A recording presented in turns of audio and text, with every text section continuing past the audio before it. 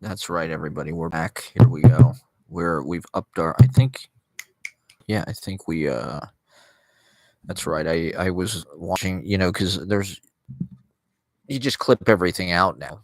That's what content is. You just clip little moments out from your react sessions, and I really think the microphone makes a big difference. I mean, this is not the same microphone that everybody has. Everybody's got those condenser like studio mics. This is like a it's basically a blue snowball. It's a USB,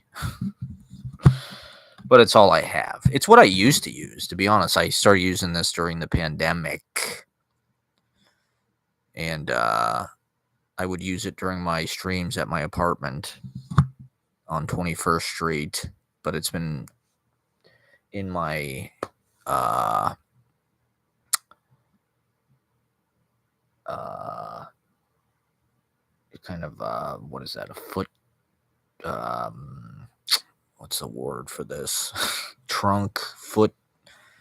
It's a word for like a storage thing at the end of your bed.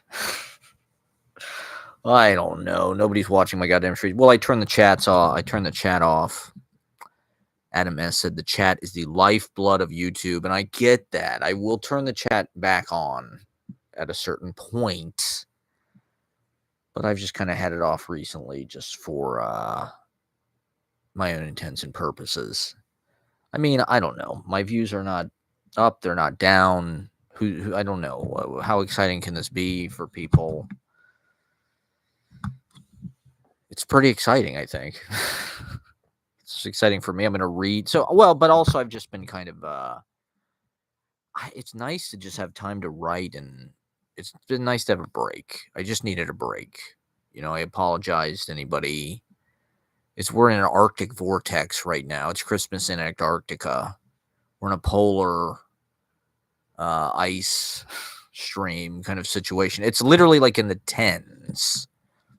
It wasn't even winter until yesterday. Yesterday was actually technically the first day of winter, right? The solstice. And it was freezing. It snowed. It was snowing before winter even. So now winter is starting, and it's already in the tens, which, I mean, it hasn't been this cold in New York for a long time that I can remember. It really, the last couple of years, it's been pretty subtropical. It's been pretty temperate. It really hasn't gotten below 40 degrees that much. That's why we haven't really had snow. There's been a time here or there where it's been like in the 20s, but I mean, we've had sustained cold weather for like at least a couple weeks. And I mean, it's like in the 20s are one thing. The 20s is my weather report talking about the weather. I know everybody likes to talk. It's a universal subject, but it's happening. It's the only thing happening right now. We're all cozied up inside because it's so mercilessly, brutally ice age outside. At least for me. I mean, it's cutting. The wind is cutting. And so, I don't know. There's not really the desire to go anywhere. And so it's been nice working on some writing, filling my notebook with some new material, and just kind of covering the bed with all of my stacks of books and just kind of sampling from this stack or that stack, perusing, scanning, harvesting, dredging, and just luxuriating in all the different texts, ensconced in poetry, just living in poetry, writing poetry, and trying to create poetry.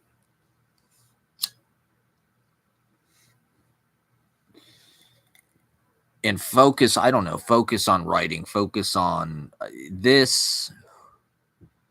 I've tried to be a proponent of the future and as writers living in the 21st century and whatnot.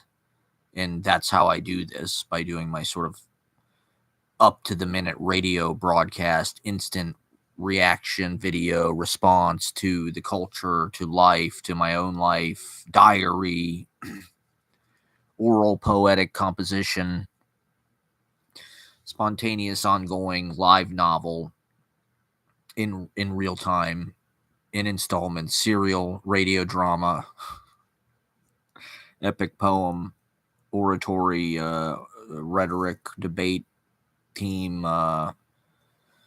campaign trail punditry, Fox News, infoganda, proputainment, propagandutainment. How many different bastardations of the word, like infotainment, edutainment, propotainment. I watched Anora. I want to talk about the movie Anora, the Palme d'Or winner. That's the second Sean Baker film I've watched. I also watched The Florida Project because that was a hot movie the year that it came out.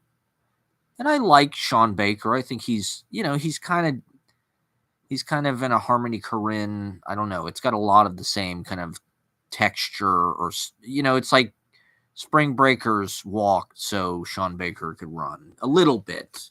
A lot of, to be honest, modern art culture kind of takes off from Spring Breakers, and just airbrush, kind of neon, bisexual lighting, or like really, I mean, Anora, a lot of it takes place in this strip club in Midtown HQ, which I'd never heard of. It's not Scores, but it's like near there. What was I just talking about? Because I do want to get into Nora. I have an agenda of things. Oh, I was talking about the weather, how cold it is. So we're just inside reading. And, just with poetry, it's like you kind of need time and space to kind of meditate and allow it to kind of sink in. I did an open mic the other night. See, this is just like the little overture. Every live stream starts with a little overture where I sort of tell you what I'm going to tell you, and then I tell you, and then I tell you what I just told you. Like Mr. Woodall. Shout out to Mr. Woodall. R.I.P. Mr. Woodall. I think he passed away a while ago, but Mr. Woodall was one of my favorite English teachers. He was 8th grade. He had a Hemingway kind of beard. He had like a white. He kind of looked like George Carlin meets like Hemingway. Meets like, I don't know. He looked like he kind of had a Pete Hamill vibe a little bit. He was cool, and he had a big picture of Hemingway on the fucking wall over his desk. There was a big picture of Hemingway like in a turtleneck with like his fucking sailor beard and shit, white, and it's like he looked just like him. It's like, what? Mr. Woodall, it's clear who you're. Hey, pretty cool, I told Chip that once we were sitting, because I had Mr. Woodall for homeroom. We were sitting in shit. This is our salute to the English teachers. We need to do an ongoing series about all the English teachers we've had, all of our favorite teachers. It'd be a good subject. But Mr. Woodall, he was my homeroom teacher. That was the year of Britney Spears, I remember. Britney Spears was just kind of, it was because it was puberty, and Britney Spears was just suddenly so essential. And like era defining. Generational artist. So Mr. Woodall had a big picture of Hemingway over his desk, and he looked like Hemingway. And I told Chip that. I was like, it seems like he kind of like Hemingway's one of his role models. And Chip's like, I hope he doesn't shoot himself in the head with a shotgun like Hemingway. He doesn't unalive himself, which he didn't do. I'm not sure. R.I.P. Mr. Woodall. He was a great teacher. You tell them that's how you write a 5-paragraph essay. Okay, here's some free. Abstively, positively. He would always say abstively, positively. He was a dapper guy. He'd wear like a button down with like a sweater over it and like some slacks. He had kind of a, I don't know, like a 50s, 60s journalist. Like I said, kind of a Pete Hamill kind of a vibe. I don't know what English teachers what the vibe is anymore. There's that show English Teacher. I'm kind of curious about that. I'd like to. It's a good idea for a show. The English teachers are the real heroes. And so his advice for how to write a 5-paragraph essay was: you tell them what you're going to tell them, you tell them, and then you tell them what you just told them. He was full of all kind of fun stuff like that. And I don't know, he gave me kind of a really cool handshake at the 8th grade graduation, which I kind of anticipated was going to happen, and then it did happen. I was like, yeah, me and this guy like really connect. Kind of the same, Mr. Woodall. Well, I mean, we never had like any kind of deep heart to heart or anything, but like, I'd like to think it was a mutual admiration society a little bit. I did well in his class, which was that was kind of uncharacteristic for me. I think I did okay. I'm sure I didn't do that great, but it wasn't as bad as Mrs. Sorensen's class. I'll talk about Mrs. Sorensen another time. So anyway, this is an overture to what I'm going to talk about. I'm going to talk about Anora. What the hell else? What was I just talking about before I started talking about Mr. Woodall? I guess I can get into Anora.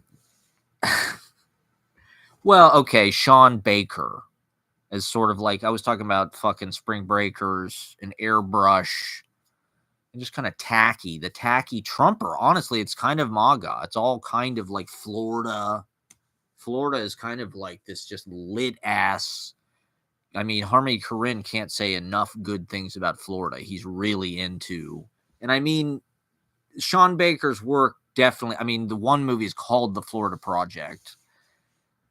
And then this movie, Anora, it could have been Florida. It might as well have been Florida. It's Brighton. It was so crazy because it's like, I started going, if people who have been watching my live stream the loyal fans will remember, I've been going to Brighton and shit this summer. I didn't know anything about this movie. It won the Palme d'Or. I thought it was about flowers or something. I didn't know what Anora was. It's kind of a Disney movie. I think it's very much like a Disney movie. And I think he's kind of influenced by Disney in a weird way. Like Florida Project, isn't it in Celebration, Florida? I think Florida Project, doesn't it take place in the fucking town that Disney World is in or something? Like, and it's kind of a fantasy. Everybody's calling Anora, it's like a Cinderella movie, which I suppose is true. It's kind of about class, I feel like, and it is very emblematic. I've been thinking about it, even though I wouldn't necessarily say that I loved it, or I didn't even. There was definitely parts of it that were kind of not that great. It was kind of like Uncut Gems. It was a little bit it was like his version of Uncut Gems. It had a similar kind of, but to be honest, it could have been a lot more violent. It could have been a lot more, and I suppose that's one of the things that was likable about it and kind of modern about it and sort of revisionist about it, is it was like, it wasn't really all about like, we're going to beat the hell out of the woman and it's going to be a bunch of blood and we're going to put, there really wasn't. I mean, there was a little bit of violence, but it's honestly, she was the one that was, not to spoil it for anybody, but she was the one that was kicking their asses. And so, yeah, anybody that's been watching my stream has seen, I've been going to Brighton. And so this place, there's a scene in this bar, Tatiana,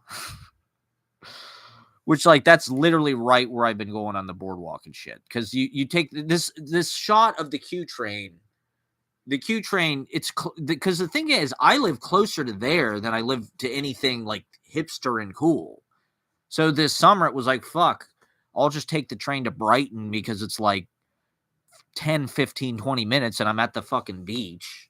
Let me get into that. Let me just see what that's about. And let me just spend the summer kind of at the beach because this is where I'm at. And it's just kind of another side of New York. That's the real New York, to be honest. Where I live now, it's the real Brooklyn.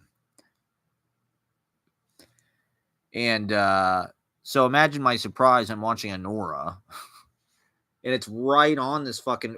I wish they would have panned over because you would have gotten to see the vasectomy bazaar. I have a poem in one of my books, right? The vasectomy bazaar. And one of my most popular streams is called Vasectomy Bazaar. That was named after this fucking amazing grocery store right on the corner where they shoot this movie. It's literally right across the street. They filmed this fucking Chase Bank branch, but they didn't pan over to the Vasectomy Bazaar. It kind of pissed me off because it's such an incredible local detail that I'm like, why would they? Because the movie is sort of about that culture. It's sort of about South Brooklyn, Russian immigrant. The one character's name is Vanya, right? And so this is something I've been talking about with Roland Baths is how there's this class structure layered into Chekhov, right? There's always this kind of ulterior ring of secondary characters who are sort of like the slaves, basically, the servant class, the people that prepare the horses, or I mean, even Vanya in Uncle Vanya, his kind of whole dilemma is that he has to work on this fucking farm. And he spent his whole life working on this farm and working for this professor who's married to this woman he's in love with and married his sister and blah, blah, blah. And so he just suffers and suffers and suffers. And the professor, meanwhile, is just like enjoying kind of the fruits of life. He's famous. He kind of just gets to live the life of the mind. And he's bourgeois, right? And so the class structure is kind of layered into that. Roland Bass was saying it's a lot of times it's the secondary working class characters that are kind of the prophets or the really insightful ones, the ones who really tell the truth or see what's going on. But in Anora, right, like she's a stripper. And she meets this guy who's like an oligarch. He's a scion of an oligarch. And he's just a party boy. I mean, they really don't have a relationship, to be honest. She is in love with him, or like she wants to be in love with him because she's kind of drunk on how rich he is. I mean, he's so fucking rich that like he's got this huge fucking mansion.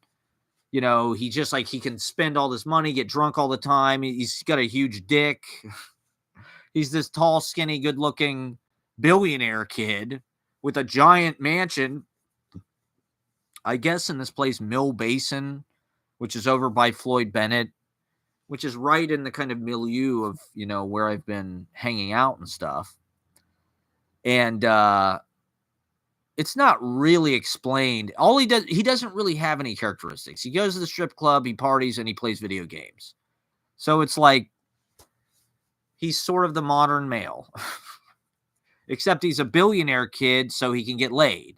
And I mean, to be honest, she's attracted to him because of that. You know, she's kind of she starts to like him, even though he's paying her, and so they run off and they get married. Right? I'm telling you the plot of the whole fucking movie. But it's like a Vegas wedding. He's got a private jet and shit. It's like it's nothing to him to just like run off for a weekend on a trip or something, right? But then, so he's got this whole, it's not really explained, or at least I guess it's not important, but his parents have these people that sort of like check in on his godfather, lives in Brighton or wherever, you know, that part of Brooklyn, Bensonhurst or something. Coney Island, there's a lot of it at Coney Island. And it's perfect for that Sean Baker kind of like neon. He likes the eye candy. You know, all the music is like modern fucking like, I don't even know what the hell you call it. Post Skrillex, like hyper pop. It's like D-pop fucking e-girls that look like anime characters. All Gen Z girls, they dress like fucking like Sailor Moon meets like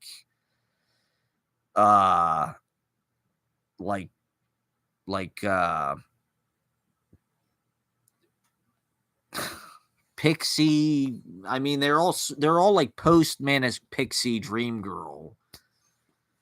So they're kind of like little I don't know, this podcast Nymphet alumni, right? Like they're like these little fucking druid, I don't know, sprites or whatever. Um, but like Hot Topic. And so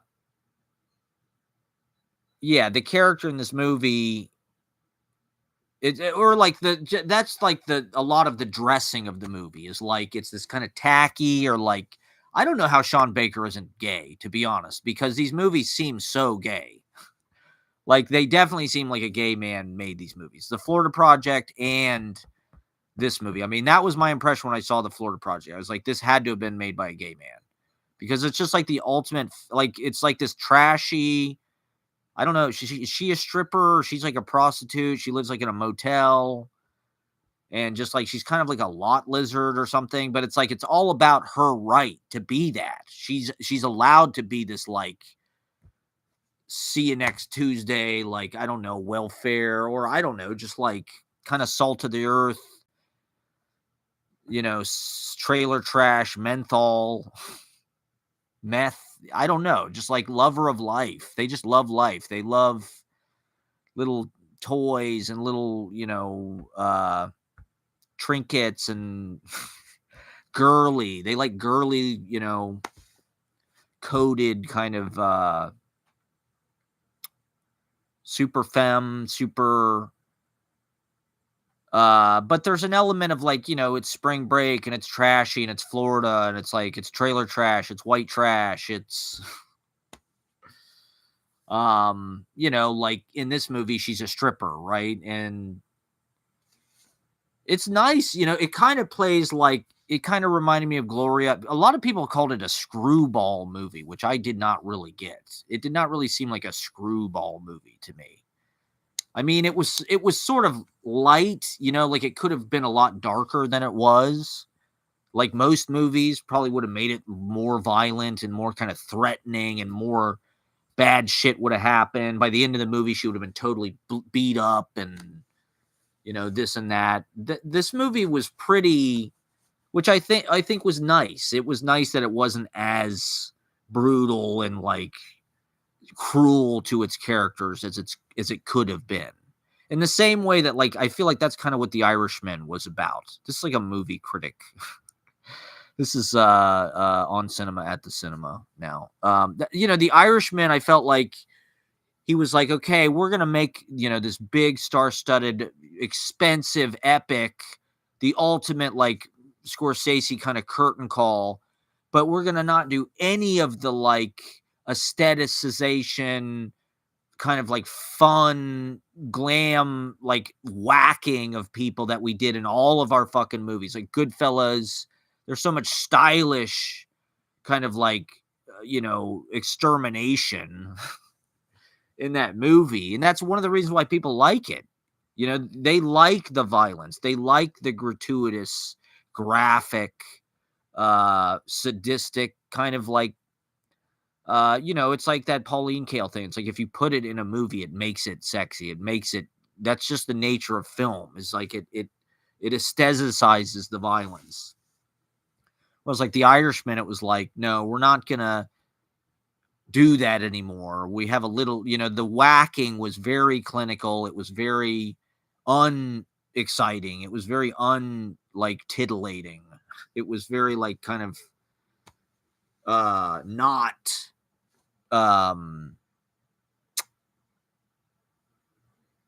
action kind of like attracted, like that's the orientation of the movie, is like you want to see these cool kind of like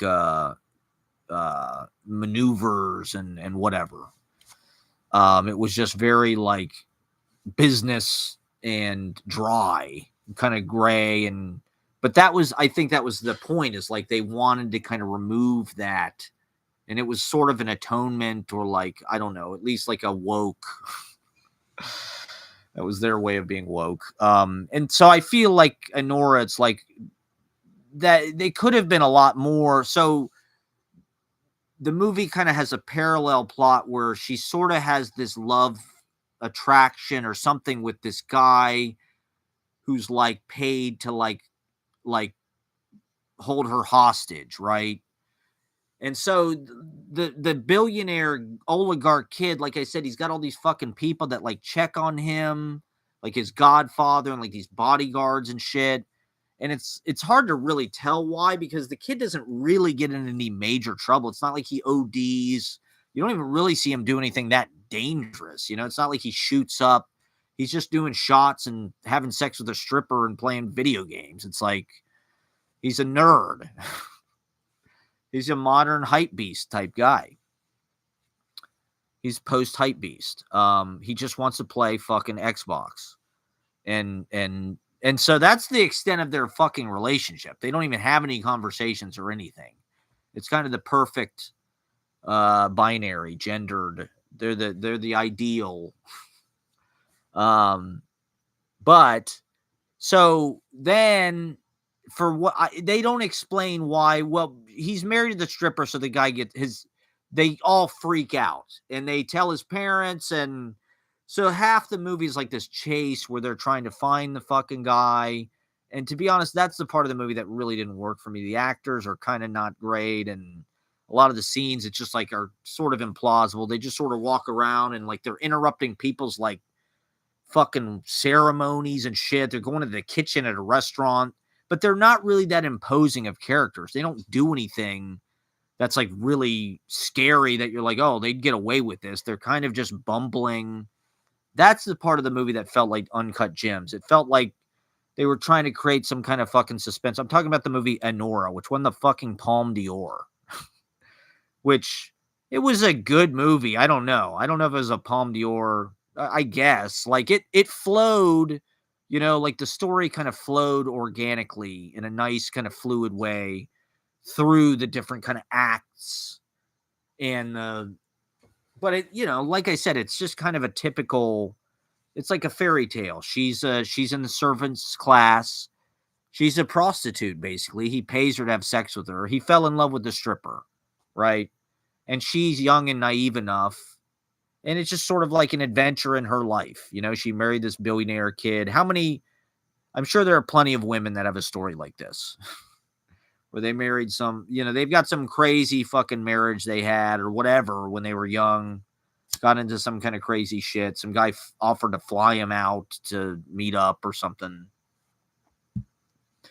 So this guy's a billionaire, you know, he's got a fucking private jet and shit. But they never really explain what his parents do. They're just Russian. So they're probably, who the fuck knows? They're oligarchs. So they got rich off the collapse of the Soviet Union, I guess, which is what people are trying to do here. It's what Elon Musk and all of these billionaires who are taking over the government, they want to collapse the United States so they can privatize shit and get real fucking rich. There's more of those tax dollars, more of that money can go into their pockets. Why not all of it? They don't have enough goddamn money. Elon Musk doesn't have enough goddamn money, okay? He's got to take over the Earth and Mars. I did watch, this is something I wanted to talk about. I watched this, it was the 92nd Street Y. This guy, it's these two guys, one of them, Walter Isaacson, is Elon Musk's biographer. And he also wrote a biography of Steve Jobs. So I watched this fucking talk where they're fawning over Elon Musk. This guy's Elon Musk's biographer, but he's such a fucking simp for Elon Musk. It's like pathetic. But it was interesting to actually hear like the story because it is fucked up, man. I mean, Elon Musk sounds like a really fucked up person, to be honest. I guess when he was a kid, he just got the shit beat out of him. He was kind of a nerd. He was scrawny. He was lanky. And he was sent to these schools where they would just beat the shit out of him all the time. And so he learned that the only thing that works is to fight back, is to just like punch people in the face as hard as you can, I guess. And they said he goes into demon mode. The guy said Elon Musk will go into demon mode, which is like where he's just like brutally honest with people. And he has Asperger's, right? Or autism or whatever. This is like a big thing with Elon Musk. It's like he does not experience empathy. He doesn't like understands social cues in the same way. Probably because he's a fucking alien or something. I mean, everybody believes in goddamn aliens. He's probably a reptile alien. He's Alien Mask. He's a shape-shifting reptilian alien. I don't know. JK being sarcastic, who knows? Anything could be possible at this fucking point. It's probably less interesting than that. There's no proof of any kind of alien anything yet, so. But in any case, the reality of it is the guy doesn't experience empathy at all, and yet he owns Twitter, which is like this social media communication device that is entirely about like social cues and in interaction. And I guess the idea that his oldest kid died. He had a kid, his first child died. I'm not exactly sure why, but his oldest kid who's still surviving is the trans kid. And so I guess that affected him a lot, the way that his kid is just sort of this woke activist. That's why Elon Musk sold all his houses and why he bought Twitter and why he's trying to sort of course correct wokeness, back the woke mind virus, right? He thinks his kid has the woke mind virus, quote unquote. And so, these guys kind of excuse like, oh, he goes into demon mode and like he just fires all these fucking people, and like he'll go and he'll tell people, look, like Steve Jobs, right? Like this is something that Steve Jobs is kind of famous. He'd be like, he'll go and he'll give people like a task that's like, I need this to happen in this amount of time. And if you can't do it, I'll accept your resignation by Tuesday. Like that is something that Elon Musk will like. That's his strategy for like leadership, right? Is like he's asking for something that's like, I guess probably doable, but like not, going to take a lot more work, or they haven't figured out how. And it's like, if you can't do it, he's going to fire you. It's like, this guy might be the Speaker of the House. He's definitely going to have a huge influence. He's the head of Doge, the Department of Government Efficiency. So he has no social cues. He has no empathy. This is a hallmark of the tech generation, is we have this new generation of people who are incredibly powerful. People like Zuckerberg, Jeff Bezos, Peter Thiel, Curtis Yarvin, Elon, fuckface. And they are not normally socially calibrated. They're all on the spectrum. They all have tism, right? And that's not something we want to demonize or hold against them. But the way that they are monetizing and frankly, like regulating or just like deciding the infrastructure of all of our like social interactions in the new arena, which is social media, which is basically, that's where you talk to your family, your friends, your public facing persona, whatever it is. It's, the rules of engagement are being decided by people like Elon Musk. He just bought Twitter and he said, this is what it's going to be now. It's going to be porn and right-wing propaganda and bot armies that support his opinions. It's yellow journalism for the 21st century. And like and subscribe, please. For the love of God. This is an info war. We need your help. Okay? It's like buying war bonds. Liking and subscribing. It doesn't cost you anything to like and subscribe, okay? So it was kind of eye-opening. These guys are like, wow, Elon's so his balls are so big. He's amazing. He just fires these fucking people. His managerial style is crazy. It's like, yeah, because he's a fucking turbo dickhead. He sounds like the worst person on earth. And suddenly something is awakened in this guy. I guess because all the fucking ketamine that he does. Apparently he's a ketamine addict. So he's not really any different than anybody in Bushwick. He's one of us. Right? How much fucking talk in downtown, especially Manhattan, especially at goddamn the place where I work, there's been so much fucking talk about Peter Thiel, Curtis Yarvin. I mean, I saw somebody in my Instagram popped up pictures at the New York Young Republicans gala. And in the first picture, it's Dasha and Anna Kay from fucking Red Scare.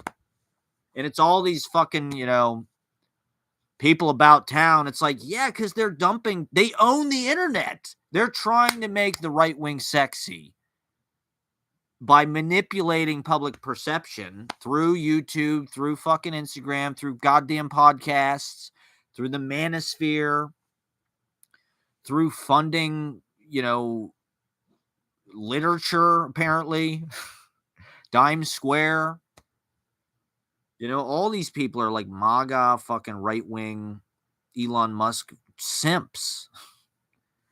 Because they're rich. That's what New York is now. It is rich fucking people. It's the children of oligarchs. It's Kamala's fucking trans woke kid with whoever the fuck that guy was. And Imhoff or whatever that guy, Doug. His kid was like a Dime Square privileged ass, et cetera, et cetera. I mean, so,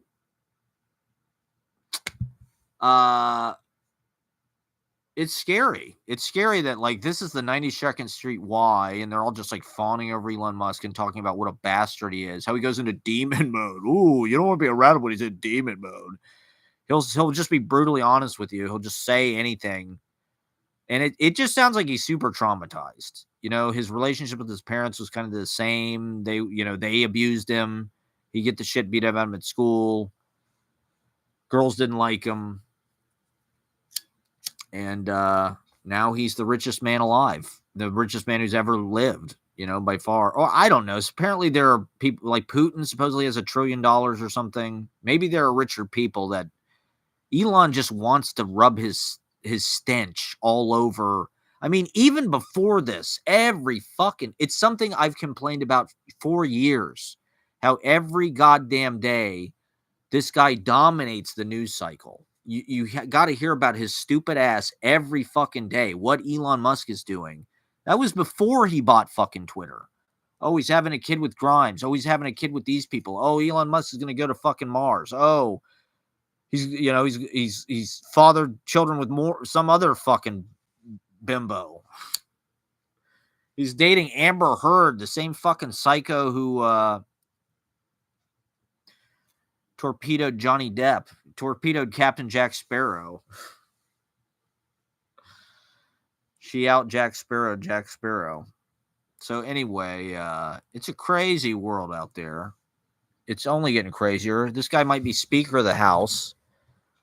A lot of people are making an excellent point about, Trump, how bad Trump went out of his way to accuse Obama of being from Africa and how that should disqualify him. Elon Musk is actually from Africa. He is not a citizen, of the United States. He might be naturalized or something, I guess, but they seem to look the other way when it comes to that guy. Anyway, so Anora, I thought, was kind of a good class critique, or at least it seemed to be about that, where it's like it's showing you this kind of like oligarch billionaire life. This guy just, people clean his house. He's got all of this fucking space. It's unbelievable how much space this guy has in his fucking house. But his parents are very severe. And, well, the one thing she does have is she's a U.S. citizen. So when they get married, it's like he can get his green card or whatever. So that is another aspect of it. But she sort of has this parallel kind of, I don't know, involuntary attraction to this guy who is like one of the thugs that's like there to like hold her hostage or whatever. But you can tell he is just doing it because it's a job, and he lives with his grandmother. He's driving his grandmother's car. I think he's in college or something, and you can tell he really likes her, and he's kind of protective of her, even though he's supposed to be, holding her hostage, gagging her, whatever. He sort of lets her beat him up, and he has a kind of protective role towards her, and they sort of go on this whole trip together. And the end of the movie, is it has to do with them, but she has more in common with him, basically, is kind of like the sad part, is they are both fucked because they're poor, basically. They're immigrant, working class. She's a stripper. He has to do this violent work. He's a gopnik, right? Is the word they use in the movie, which is, I guess, some kind of Russian word for like a gangster. He's basically like the guy from Grand Theft Auto 3. And, but you can tell he's just doing it to earn a living, just like her. She's a sex worker. That's sort of this outlaw, underbelly kind of position. They're different than the billionaire. That's her fantasy. She'd like to be, but it's like Uncle Vanya. They're just fucked. They're just serfs. That's their lot in life. That's their destiny. They're going to live their whole lives working anonymous, and, they got to taste that sweet life. And it is crazy. I mean, the wealth inequality is kind of like the hallmark of our age. And I haven't been around like extremely wealthy people that much, but like it is, it's like drinking the water with the mint in the cucumber in it or something. I don't know. It's just, it's intoxicating. There's like a breadth to it. You get like drunk on it. You almost like can't believe it. It's almost like a hallucination. Remember the only time I ever rode in a limousine in my life, my Uncle Jack's funeral when I was in kindergarten. We were in Buffalo, New York, where like somebody in our family is related to this person who's like an heir to like some kind of like food thing. And so their house had all this fucking like all these toys and shit. They had Power Wheels, like those little kid fucking cars. They had like a basketball court. It was like you couldn't even believe it. It was just like it was like being in the fucking toy store, which is sort of like what Home Alone is about, I guess. Home Alone has all this like fucking like materialistic kind of like porn of like domestic interior, toys and just like bourgeois kind of like lifestyle. And there are a lot of people in this country living that lifestyle. I mean, most of us aren't. Most of us are fucking poor, right? But it's sort of aspirational now to have a fucking private jet. Like you're not really that America, it's like those people are probably having a great time. The fucking Mark Cubans or the United Health CEOs. The tech billionaires, the oligarch, the oil fucking, the energy fracking people, whatever it is, government contracts.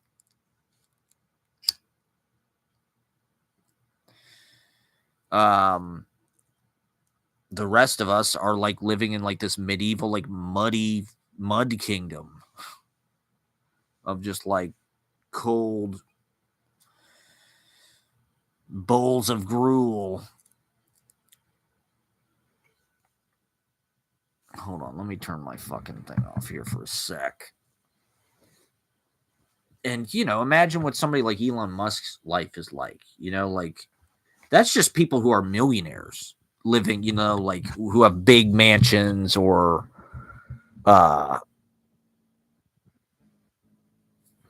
refrigerators full of a bunch of stuff they're not going to eat, or,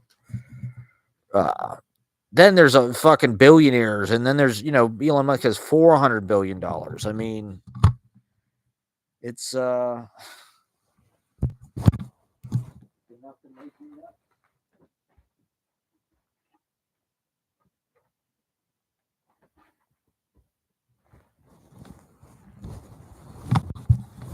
So we harp on this a lot, but I mean, in New York, it's really in your face because all these people are here. This is like their kind of prime little playground that they come to be, like this guy in this movie. He comes to New York to party and have sex with strippers and smoke weed, and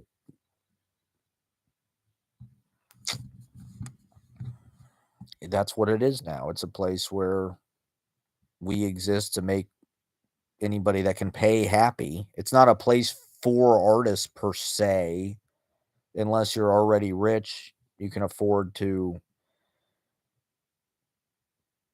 if you have generational wealth, right? I mean, I heard somebody say that it was like what you need to be a writer now, generational wealth. I mean, I don't know. In a certain way, it's good that like these universities and shit exist because I don't think that is totally true. I mean, a lot of people are working for these universities and shit. They can make a living sort of like you just have to sell out. Okay, I'm going to read some of my goddamn poetry just to see what it sounds like. I've turned off the comments, okay? I'm doing this the old-fashioned way. I'm sorry. I mean, I will turn the comments back on soon. Um,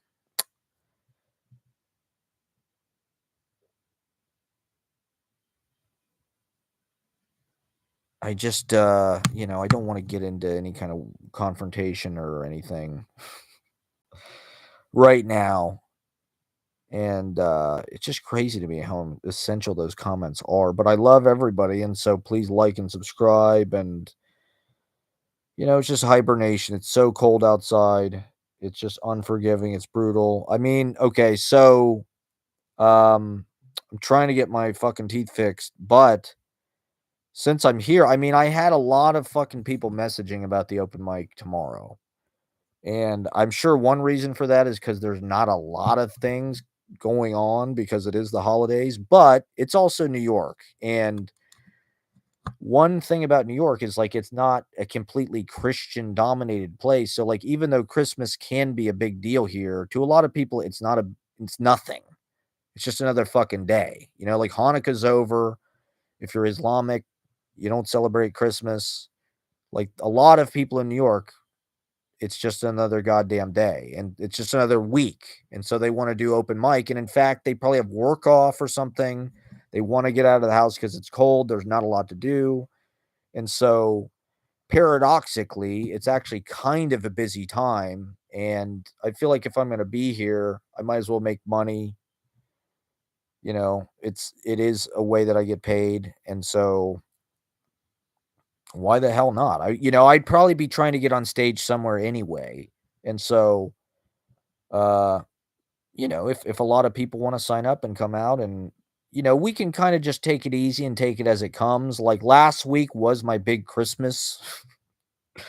We did Christmas a week early, I guess, but I was intending to probably not to have this week off, but uh, you know, just the way I'm a take it a one day at a time guy and uh we're so like cabin fevered and kind of homebound because of this weather. I've been inside. Well, okay, so I went to this open mic Friday. I want to talk about that at a furniture store. Shout out to Jose Bedoy, my man Jose Bedoy. But then, so the rest of the weekend, I basically just been inside because it's been so freaking cold. I mean, it's literally been in the tens. If it was in the 20s, I'd go out. But the tens, it's just like that's when it gets really nasty. And it's been windy and stuff. So I watched Anora instead. And just wrote and, like I said, read, luxuriated on all my multi-sensory. I like to have a lot of things going at once. I was watching Kiana Scotzi while I was um, listening to a podcast about Bohemia and Provincetown. I want to read all my tabs. I'm going to read all my tabs for everybody because I've got a lot of interesting tabs. So you got to have a lot of things going at once. You got to have music going. You got to have a movie on. You got to be reading something. Social media obviously has to be going. You got to be on TikTok throughout all of this.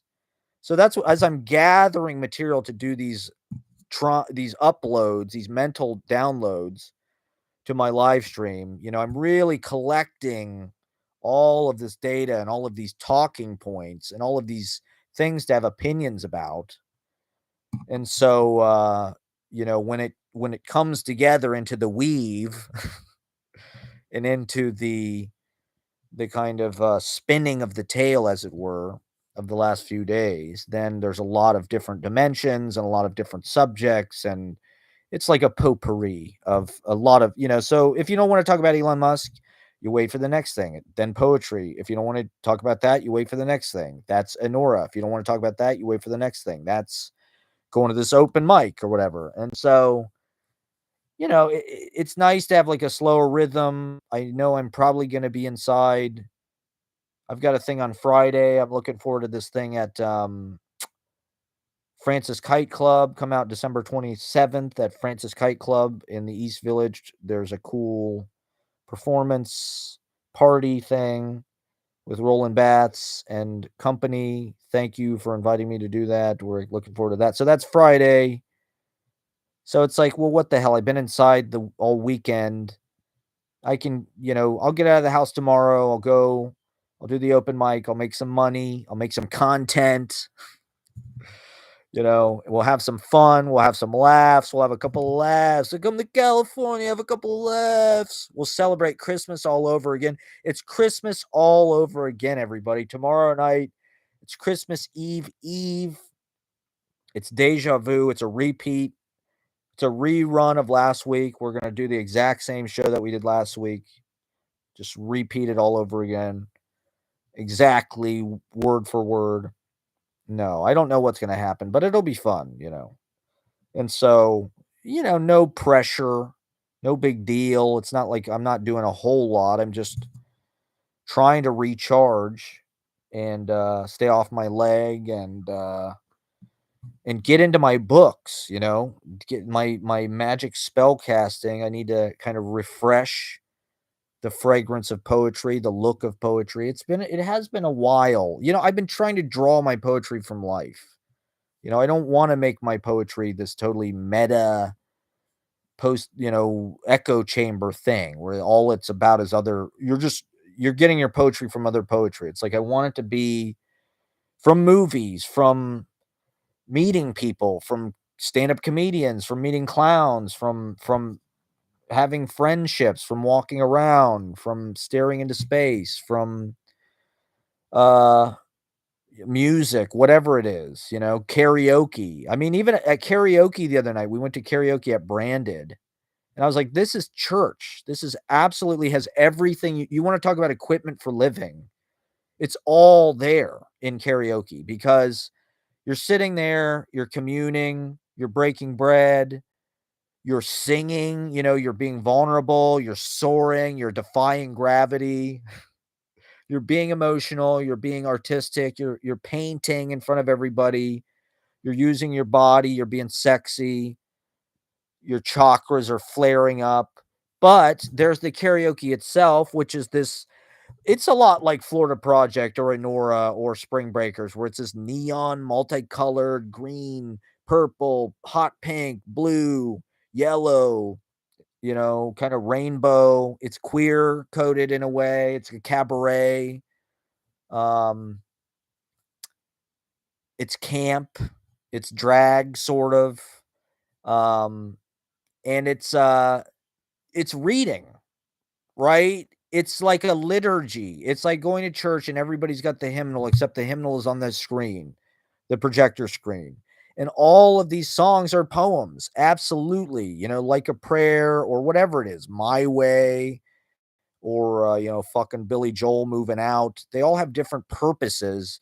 They are stories, even though I hate that idea of like you're a storyteller, but they are. Billy Joel Moving Out, that tells a story. If you're going through something, that is a balm to you, that is a companion to you, it is showing sympathy to your inner world in a way that maybe you didn't know was there. Somebody else has said what you feel. This song perfectly encapsulates what you feel, right? And so you sit there all night and just song after song after song. Like I went to karaoke at Cobra Club the other night, and these people sang "Once in a Lifetime," Talking Heads, which is a song you've heard a million fucking times. And it's just really interesting. That song is about water. It's about life, right? Well, it's about, but the song's called "Once in a Lifetime," but it's really about the flow of life and how life is this kind of repetitive days. How did I get here? It's this kind of waking trance drone. And so the water is kind of the metaphor. The lyrics, the verses are this poem about water. Water removes, and it's echoes, and it sounds like water, on a wall. I was watching all these John Baptiste videos. I'm on Jean Baptiste Beethoven Blues or whatever the fuck it is. And he's amazing, don't get me wrong, but like um it's beautiful to hear him talk about music, because that is how music should be talked about. Like, music is a metaphor, and there's a lot of images in the sound. There's a lot of expression and statement in the sound, and you have to unpack that by extrapolating it and by articulating it. Or you don't, but you can. And that's not usually what music critics do. And so "Once in a Lifetime," right, is like this funk, like a lot of repetitive. The days go by, water going underground. Many the days go by, water flowing all. So it's like the days in the water. It's very simple, and it's sort of just like not a collage, but it's like you're just kind of like splicing. You're taking these two different things. This is not my beautiful house. How did I get here? And water, you know, and you're kind of, and so I don't know, maybe I was just high. But I mean, that is a profound song. I think everybody, I don't know, it's kind of suburban, I guess, or something. It's all about his car and whatever, his beautiful wife and his kid. Now, I don't know if people feel that way. Now people go, "Where is my shit? Where is my goddamn?" Um, it's almost like the end of My Dinner with Andre. Who is that? Who was that man? Um, there's this kind of like shifting perspective and this kind of ambiguity that gives it part of its power. And so it feels like that's a hymn or a psalm or whatever. I don't know, a poem. And a psalm, is a psalm a song? Is it the same thing? Um, and so you just sit there at karaoke and it just gives you everything you need. And but reading it is a big part of that. If I was just sitting there watching them do it, it wouldn't be quite the same. But the fact that I'm sitting there and I'm literally analyzing the lyrics like they're on a page, I'd love to do a poetry reading that had like karaoke, equipment. I want all my poems done by like whatever that fucking company is that does the karaoke, like custom graphics and the subtitles and shit. Transcribe, whoever transcribes the karaoke. Um this one guy did a Megadeth song and it literally had like a minute 27-second musical break. What else? Fuck. How did I start talking about that? I was gonna read some of my shit. Oh yeah, okay. So I did want to talk about this open mic I went to on Friday because it was pretty cool. It's been nice. I've been able to get around to other stuff. I tried to go to Music Inn on Thursday, but it was all booked, so I left. So Friday I went. I saw Jose Bedoy was hosting an open mic at this place, Knickerbocker Underground, which I've never been to. I didn't know what it was. And I look, it's right near Maria Hernandez Park, right near Star Bar, right? So I was just out there the other week, and I've been kind of going out there a little bit, right near Molasses Books and all that shit. Everything is out there. It's weird because you're walking around and you're like, it's still like a Latino neighborhood for the most part. And yet the 3 door is there, fucking Alphaville is there. All of the fucking Our Wicked Lady and Elsewhere, and I'm pretty sure Brooklyn Steel is not far from there. Um, Jefferson Stop is right there. I think Knockdown Center isn't Knockdown Center and Jefferson Stop, or I could be wrong about that. There's tons of shit at Jefferson Stop, right? House of Yes, Cobra Club. I mean, every fucking thing for like gentrifier ass Bushwick wannabe strokes.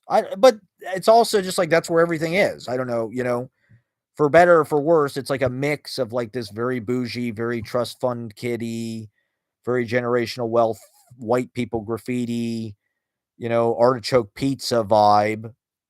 But it's also where Alphaville is and where fucking the Avant Clown show is. And I mean, Star Bar is cool. And, so you got to go there. And it's cool. I don't know. How do the people in the neighborhood feel about that?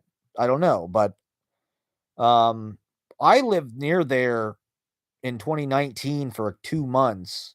And so it kind of, that's one reason why I don't go to that part of Brooklyn that often. I guess that's a dumb reason. I should make new memories there. But, I've been fucking dragging my ass around this city for a long time.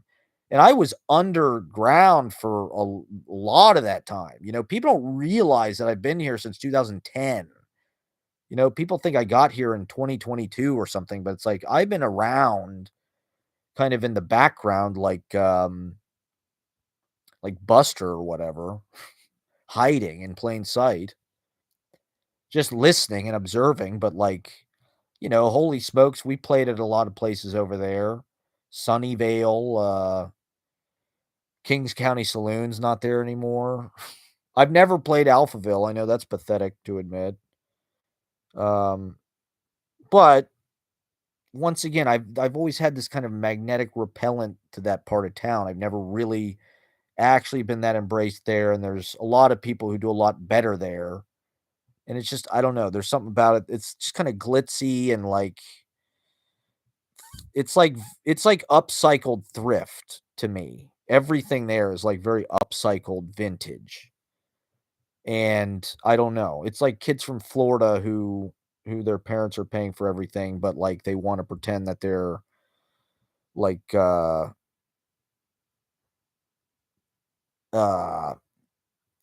in Blondie or something. I don't know. I don't even know what kids. They're fucking Mitski. They want to pretend they're Mitski or something, which is fine. And I should go there more often. I'd love to do Alphaville. I think I might try to get a rock and roll band back together. I don't know. I want to do System Lord, and System Lord will continue. We got to do a System Lord soon. I'd like to maybe try to get System Lord for this gig on Friday, but it'd also be fun to just have like a Grateful Dead style rock and roll band too. That just like it was fun to kind of play around town. I think I'd be a lot better at it now. I'd be way more comfortable, and I think I could actually make it kind of work now. Holy smokes, I was just way too nervous and way too anxious. And so anyway, okay, so I went to a couple stand-up comedy open mics. I went to Grizzly Pear on Thursday. I posted my set, as everybody saw. It was super cringe, but I covered a lot of territory. I don't know why people don't laugh at my jokes. I think people are just so, I don't know, taken aback. The audience is just kind of taken aback. I don't think they know what to think. My energy is just, I come on very strong, and I guess I'm just not funny, but I think I'm funny. I think that the shit I did was pretty fucking hilarious. But in some ways, that's not enough. It's not enough to just make yourself laugh on stage. You're supposed to make the audience laugh too. So anyway, it's just fun. It's fun for me, and I haven't done it in a while. I've been kind of gotten out of the stand up. I haven't been going to any goddamn open mics, real or like I'll do music. I've been doing a little bit more music. I've been focusing on my live streaming, my online presence. Okay, that's obviously working like gangbusters. I got 3. I'm fluctuating between 2 and 3 people, like a fucking like sign that's going out. See, look, It's like the vibe that I get when somebody does it. Somebody comes in, it's like it's almost like going into a bar that's like it's like nobody's in but like 3 dudes, and you're like, and then you have to be like, "Whoops, oh, wait, sorry, I didn't mean to come in here." And then you awkwardly, like, go out. That's like what my live stream is like. People come in, they sort of poke their head around, they go, "This is kinda sausagey and weird. Okay, see you later. Thanks. This is the wrong place. I meant to go somewhere else. I thought this was something else."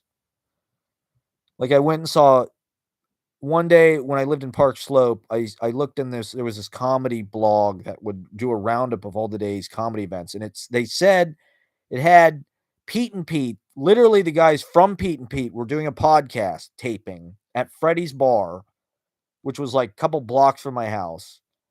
I think it was a holiday. I think it may have been 4th of July or something. And so I was like, "Oh my god, I'm gonna go to this. Of course I'm gonna go to this. It's Pete and Pete. They're doing a live podcast taping." I go there, Freddy's. I walk in the back. There's literally like 3 people there.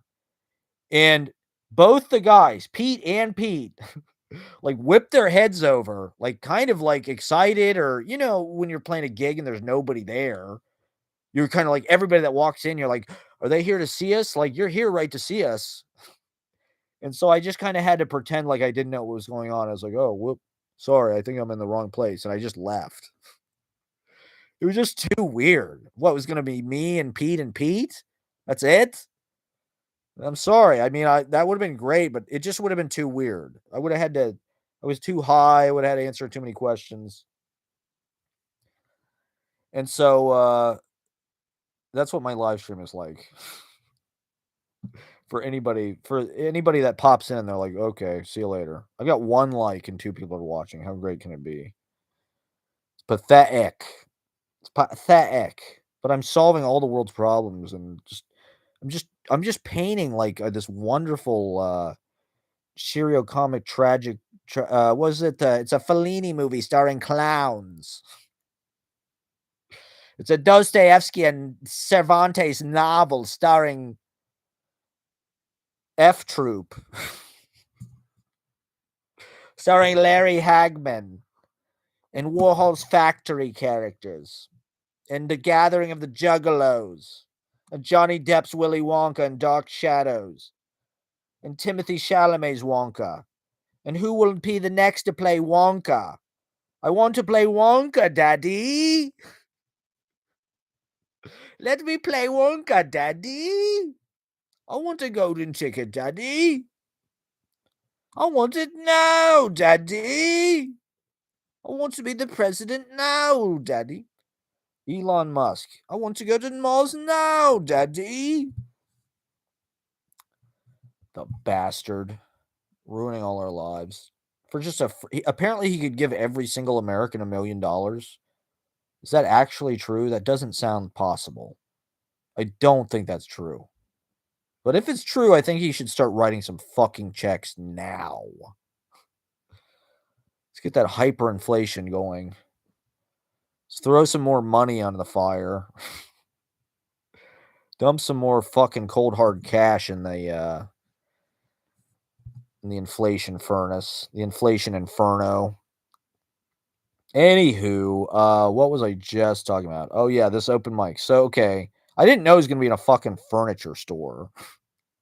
I just knew it was free. It was at 9 o'clock on a Friday night in Bushwick. I was like, and my dude, my friend Jose, who hooked me up, was gonna host it. So I was like, okay. I typically try to go to open mics with people that I like, I know are cool with me, and like I feel safe, especially with comedy stuff. It's like a lot of times you're going into hostile territory, and people just do not get my humor. Okay, people are just not getting my humor. My Charles Grodin impression goes over like a lead fucking fart. Believe it or not, the Charles Grodin material is not killing. I did my Jim Rome impression. Nobody knew who it was. I'm too old to be starting a fucking comedy career. My references are like 20 years out of date, at least. Because I was into comedy in like middle school. So literally, I was doing my Jim Rohn impression in like 1997. So I brought that out for its 27th year anniversary. The people demanded my greatest hits, my golden oldies. So I had to do my Jim Rome as a comedy prodigy. I was a comedy prodigy, everybody. That's why I moved into poetry. That's the only place to go. Eventually, you realize you have no choice. You have to live in poetry. It's the only place that makes sense. Like poetry is the only place that really defines the world in a way that I'm like compulsively, like ferociously doing, and like you can't leave well enough alone. And that's what poets do. It's like they're defining, they're defining, they're defining, they're articulating, they're explaining, they're explaining. They're receiving. They're just like sensate. They're so fucking sensate. They're watching Playboy, softcore videos in Koyaanisqatsi at the same time with Dita Von Teese from the 90s. When things were, it was just simpler times, okay? Not everything was some kind of snuff film like it is now. Your average fucking Gen Alpha, Sigma, or whatever the fuck they are. Like Gen Skibbity, Generation Skibbity. How is it that Gen Alpha already has like a way more dope defined cultural identity than like the millennials?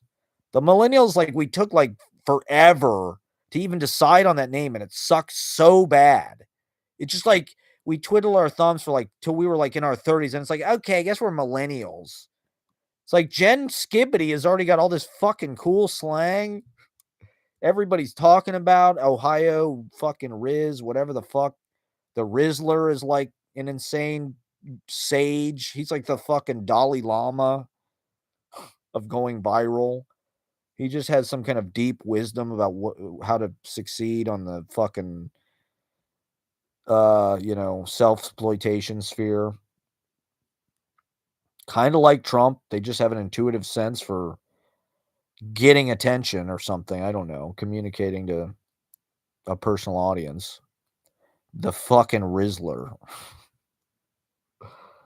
He seems like a good kid, I guess. I'm sure he's MAGA. I'm sure the Rizzler's MAGA.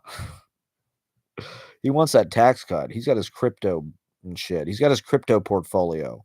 Apparently, if all you put money in was like crypto, GameStop,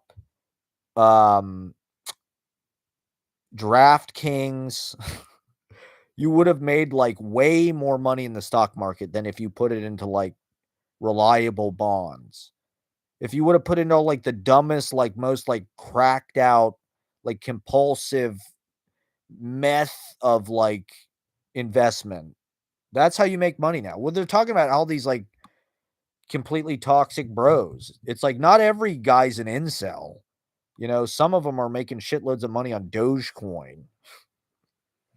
If you're willing to just be a total piece of shit as a man, and if you don't give a fuck about wokeness at all, in fact, if you think there's a woke mind virus and you're willing to just like make money off of crime and hurting people and killing the environment, like it's a great time to be a guy. If you don't give a fuck at all and you want to invest in Dogecoin and other cryptocurrencies that like melt the polar ice caps, they run on polar bear adrenochrome. They have to just slaughter the polar bear right into the Bitcoin server. It runs on, that's the coolant. The fluid from like a polar bear's pineal gland is like the coolant for Bitcoin servers. It's like antifreeze. It's like radiator fluid. Riffing, everybody. We're just riffing here. Isn't it fun? So yeah, I don't know. My comedy, I think I'm fucking hilarious. I think I'm covering a lot of ground. But there's a lot of fucking good comedians out there. I mean, I know I talk shit about them constantly, but there are, and they're dialed into what that game is. A lot of it has more to do with like hip hop. A lot of fucking comedians, like this one comedian at the Open Mic Friday used the term yeeted, talking about how in ancient Greece people, or in Sparta, they used to yeet their kids. That's kind of what made the joke come alive. The fact that he used this contemporary hip hop slang that not everybody's that quick, that they're, I'm slow. It takes me a couple years to start using the fucking. I'm still saying lit. Like it's fucking 2017 here. It's like, no. You got to say bussin' and no cap and you capping. Do people still say that, or is that pre-pandemic? I don't fucking know. Skibbity, Ohio. What the hell is it now? What are the infants saying? Now that like we know what like 5 to like 18-year-olds are saying, what are like 0 to like 8-year-olds saying? What's their slang? What's the brain rot doing to them? It's all just a big fucking experiment. It was all developed by DARPANet, okay? The government invented DARPANet. It's all in Metal Gear Solid, okay? DARPANet invented our modern technologies of life. They shaped our modern lives with the internet, personal computers, surveillance. That's when you're like a sous chef that does surveillance. You do surveillance. That's like tossing a salad. That's like tossing Julian Assange's salad. They did free Julian Assange, didn't they? So Roger Waters can shut the fuck up now. They freed his ass. So, you know, it's not justice has prevailed. Snowden, I guess, is next. Is Trump going to pardon Snowden? Is Biden going to pardon Snowden? Biden, you want to be a hero. You pardon laptop crackhead boy. What the hell was I just saying? Okay, so this fucking open mic in the furniture store. I did all my Chipotle material. It was well attended. I'd say there was probably 15 people there.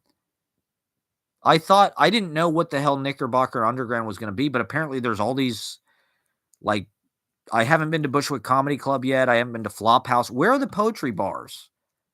You know, I guess they're the bookstores, but it's not enough. We need more poetry clubs. I don't know why people aren't starting poetry venues. Or it's just more apartment readings, I guess. Maybe people are doing that. Maybe I'm just not invited. I suppose that's probably what's happening. But where is the New Eurekan of Bushwick, or the New Eurekan or the Bowery Poetry Club of Ridgewood? Is it Dada Bar? I keep hearing about Dada Bar, but it's like I'm talking. There should be readings every fucking night someplace, and it should be open late, and you should be able to go in. There should be a 24-hour fucking coffee house in New York. I mean, where is it? Where is there a coffee house in New York where I can go at 3 a.m. and write poetry and smell cappuccino in a hardwood floor type situation? Because how can New York City be a cultural leader? And that's a recession. To me, that's a Great Depression. The fact that has been stripped away from us and we've been deprived of this kind of bohemian opportunity. I guess that was always an economic privilege. Anywho, yeah, so they're making it work, right?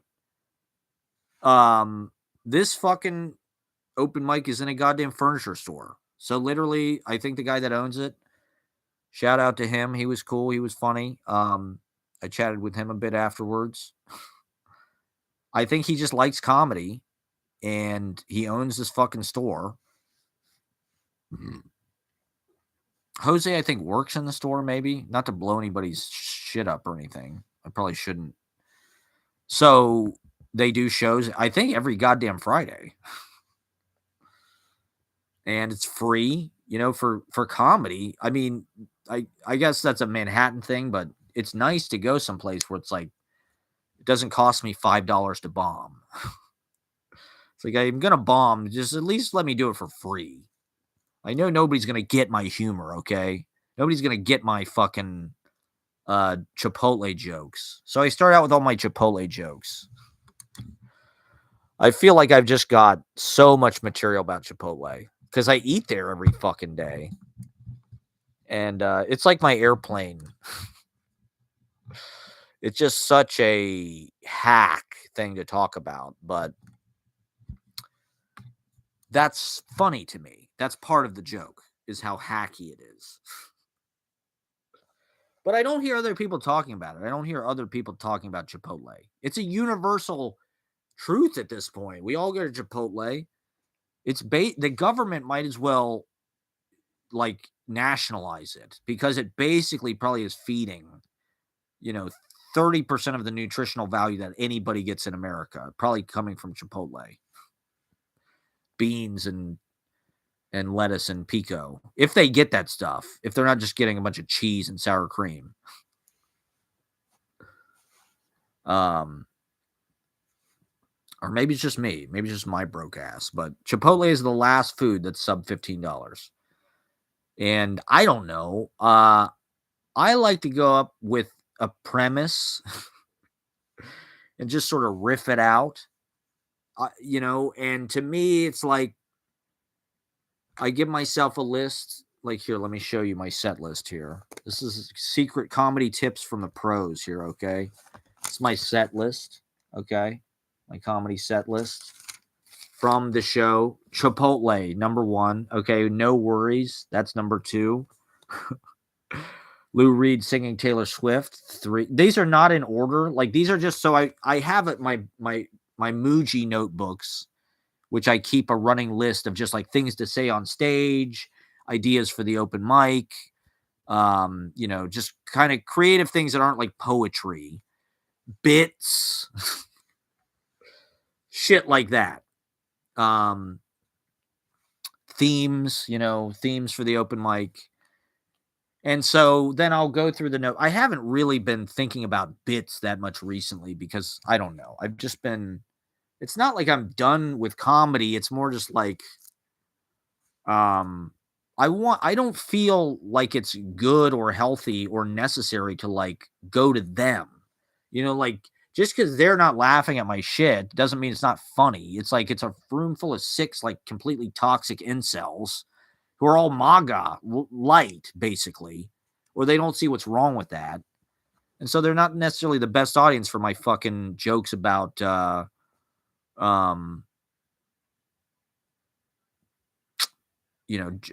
Rome from 1997. But I don't know. That's part of what's funny about it to me. It's just like and so I'm just filming it for my special anyway. I'm going to stitch together a comedy special from all my little open mic spots, 5 minutes at a time. I'll just stitch together like an hour montage, like that Spalding Gray movie, and everything was going fine. To me, they're just little Spalding Gray monologues. It's just an opportunity to riff, and if you're bombing, you might as well say whatever the fuck you want. And I don't know. I suppose I'm like an experimental, meaning it's just like I'm not writing jokes per se, but I'm trying to like get at something funny because these are funny concepts or something. I don't know. I don't know. The audience, I got laughs. It's not like I totally bombed. I did okay. And I came up with some nice things in the moment. Well, I was nicely kind of roasted, so I wasn't really taking that personally. And for me, it's like I kind of have so much experience embarrassing myself on stage that I don't really, it's not as easy for me to get discouraged or get like in my own head or like a lot of comedians, that implosion that happens of self-confidence. I don't know. Like it definitely, I can feel it affect me when I'm not getting laughs like I expect, because I do think this stuff is funny. And then when I say it, it's just like nothing. It's like, whoa, that hurts. You can't ignore that, even though you want to, and you kind of have to learn to ignore it.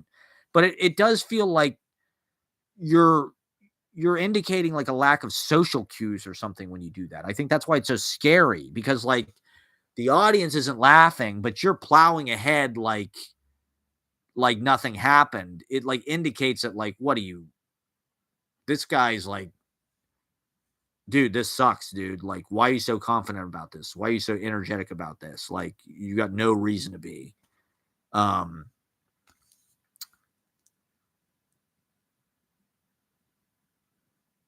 But it's, I don't know. That's one of the things about the comedy open mic culture, is that a lot of it isn't about having fun or or enjoying it. It's about like these jokes just have to work everywhere at all times.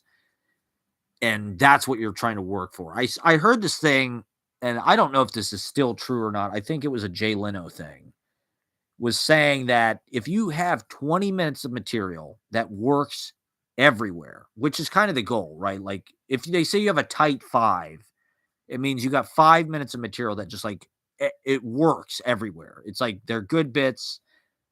They always get laughs. They said if you have 20 minutes of good material, you can become a star. I don't know if that's how it works anymore. He was talking about like, whatever the fucking 80s in LA, but now it's like all you got to do is say Hawk Tua and you're a fucking star. Or you got to be the Rizzler and just do this. Or what does he do? He does, I don't even know. What is it? He does some kind of kiss thing. He like does this and then he does this. And then he like points to his mouth or something. I don't fucking know. Too fucking old. I'm too fucking blind. Okay, yeah, so here's my set list. Short King should be considered marginalized people. I did do that one. It was kind of, the joke is that it's a fucking joke. So I don't know. I have what? 1, 2, 3, 4, 5, 6, 7, 8, 9, 10, 11. I've got 11 potential. It's almost like Carrot Top.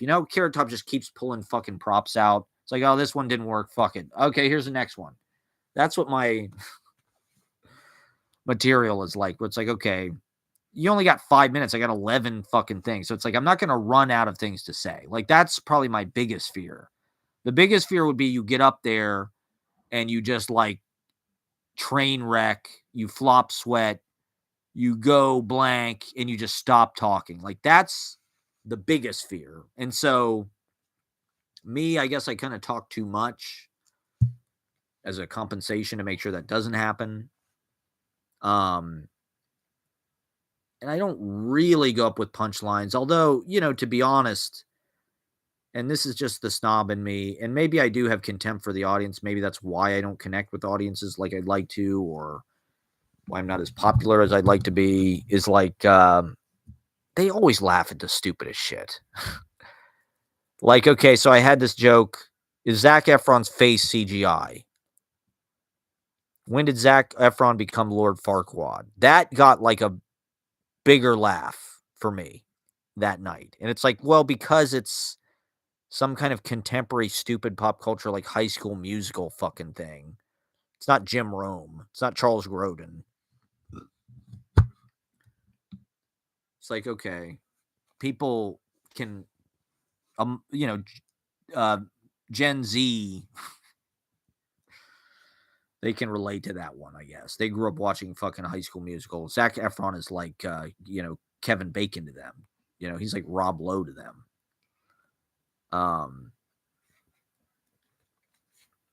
And I don't know. I think one of the things that you can learn in comedy is just like how to make fun of yourself when it's not going well. The thing that looks bad is like when you panic and get serious and it hurts your feelings. It's like I think the secret there is like when you see it going badly, that's when you need to like, make some kind of joke about how it sucks. And to be honest, a lot of times that stuff, or like doing something spontaneous, like, okay, so when I was up there doing my material at this furniture store, I'm looking out at the crowd and there's, like I said, there's 10 or 15 people there. And I'm used to being in front of, 20 or 30 people a week or at least, right? So to some degree, I'm a little bit, desensitized to it and comfortable. But as I'm looking at the furniture store, the image that popped in my head was Punch Drunk Love, fucking, and this is not something that I went up with preloaded to say, but a lot of comedians will do that, right? When they're in some kind of environment that's unusual, like a furniture store, they have to go up with some kind of joke about it. Like, oh yeah, I never thought fucking I'd be fucking whatever the fuck lame joke it is. I didn't intend to do that, but I'm up there and I'm just sort of looking at this furniture store. I'm sort of bombing, but I'm enjoying myself. Like Kevin Meaney. Kevin Meaney kind of always bombed, but that was like his act. His act was that he was like this kamikaze that just like went so fucking hard and was like, he was so zany and kind of like energetic that like you either found that off-putting and annoying or you thought it was just like the funniest thing ever. I don't know. To me, he's the best. He's kind of the gold standard. And so he's a big influence for better or for worse. And he's got this kind of big, crazy, spazzy kid energy, right? And why the fuck did I start talking about him? So yeah, I'm looking out at this furniture store. I'm like, I feel like I'm in fucking. I feel like I don't know if I didn't film it. I only audioed it. I should have filmed it because it really wasn't a bad set. My Chipotle jokes didn't go over that well. But once I kind of course corrected, I was able to kind of right the ship, and I did pretty good. I'd give myself like a B minus or something, maybe. I didn't kill or anything, but I did okay. I don't know if I ever have killed. I don't know if I really get an audience usually that big to like kill. Sometimes at Easy Paradise I'll kill, but I don't know if that really, it's important to go to these places, to audiences that like don't know you. It's not your home field. Get used to having to overcome. And so I kind of went into I was like, I feel like Philip Seymour Hoffman and fucking Punch Drunk Love and the fucking shut. And that got a big laugh, or sort of a laugh, because it was a pretty good imitation, right? And it was spontaneous. It came out of this moment of like, I was kind of squeezed and I had to do something, right? And that's kind of the point of this too, right? Is to put yourself in this corner where it's like, I got to continuously be talking. I got to continuously be thinking of new things to say, thinking of material, thinking of patter. And it's, have you seen this guy, Rory Scoville, I think is his name? He pops up on my TikTok fairly regularly, and he does these improvised comedy.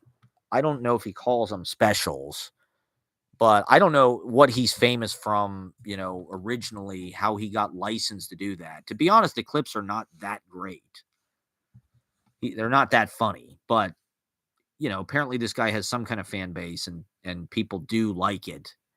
But it's basically kind of what I'm trying to do with this, where it's just like you get up on stage and you don't have any material and you just improvise a special, improvise an hour, improvise 2 hours, improvise 3 hours, improvise 5 hours. Like Chappelle did, right? The longest set anybody did. It's like with poetry or like comedy. It's like, I don't know. If you have that way of seeing things, it becomes a skill. And like, I don't know, just like everything kind of does come out funny or something. Or I don't know. Certain people are just like Tom Waits. They're just like endlessly interesting to listen to because they have such like a cockeyed point of view, but it's also like entertaining and kind of genius or something. And so I don't know. I'm just, to me, things seem so fresh and alive when they're improvised, when they're spontaneous, when they're responding to the contemporary moment. And they feel so dead when they're written. Like, okay, SNL just did their holiday show. The tradition is Colin Jost and Michael Shea like trade jokes or whatever, and people love this shit. They eat it up. And it's like, it's pretty stupid if you ask me. But it's like joke culture, for people who care about jokes, that's like this really important thing. That's like the fucking Academy of American Poets or whatever. I don't know. That's like the Ruth Lilly, or I don't know. These guys have this platform. It's very visible, and people are students of the joke form, and they're into that. It's just like genre or something. It's like most of the audience, the populist audience, the mainstream audience, the mass audience, it's like they need that kind of stuff. They need genre. They need action. They need joke form. They need, like, I was looking at it was a Reddit forum of like most overrated movies or like classics that you think are boring, classics that you think are bad movies. And it was like all people are just naming all my favorite movies. It was like Terrence Malick, Thin Red Line, The New World was fucking terrible. It was a student film with a budget or something, good cinematography. And it's like, if you try to do things that aren't immediate gratification, capitalism, selling, you know,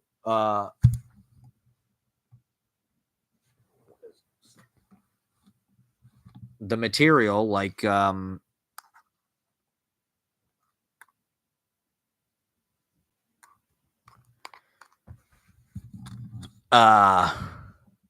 audience gets confused. They go, what the fuck is happening? This isn't what I'm used to. This is something different. It's indulgent. It's boring. All these people are saying Citizen Kane's fucking boring. Oh, I get that it's an important movie, but it's fucking boring, blah, blah, blah. It's like, okay, you're just attacking anything that's like highbrow or I don't know. Our culture seems, even something like Harmony Korine, right, is like pretty fucking dumbed down. It's all about like the stupidest aspects of like Florida, just like tweaker,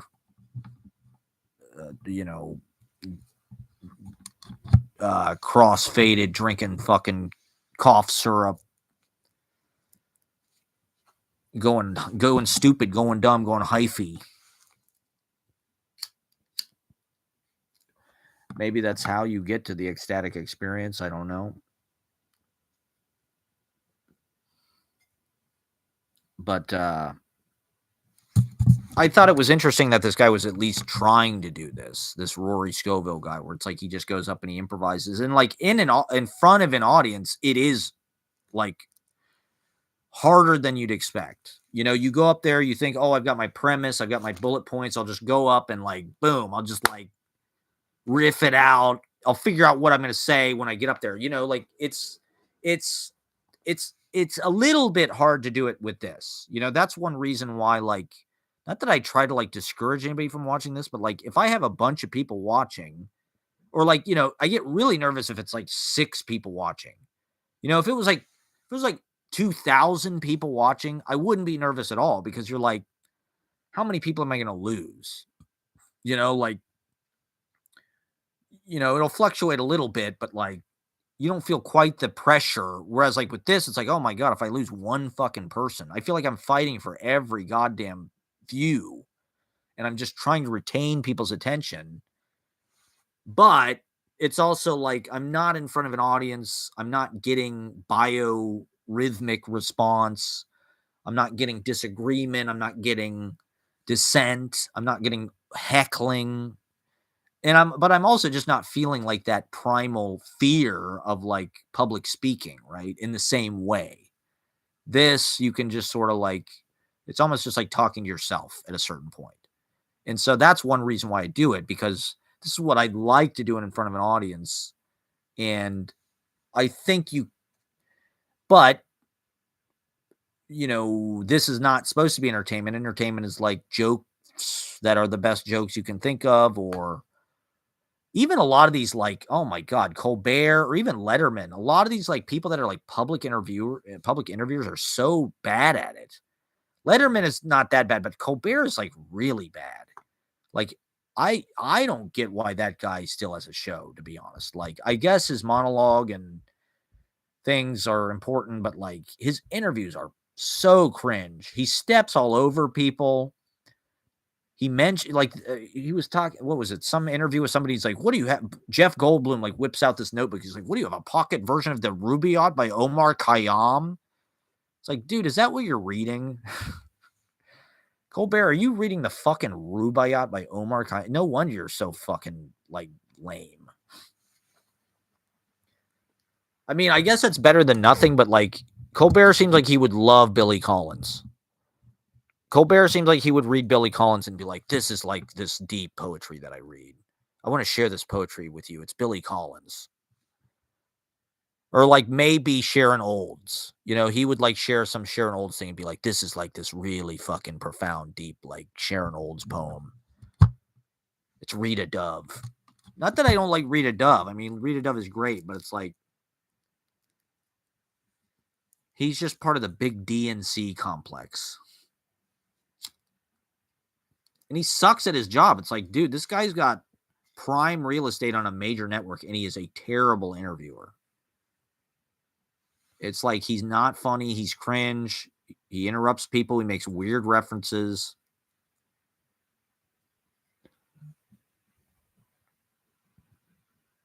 Okay. What else? Maybe I should read some fucking poetry. I might do a few hours tonight because it's cold out there. We're broadcasting to all the lonely, all the orphans, all the abandoned, all the solitary souls out there in the manosphere and the womanosphere and the non-binary sphere and the queerosphere and the POCosphere, the BIPOCosphere. What the fuck else was I saying? Oh, well, this is my endless master class, my stand-up comedy. I know nothing about stand-up comedy. There's so many fucking comedy classes, though. Maybe I should start a comedy class. Your class final, you get to do 5 minutes at Easy Paradise. For your class final, you get to do fucking a real set in front of a real audience in a real New York City comedy club full of people.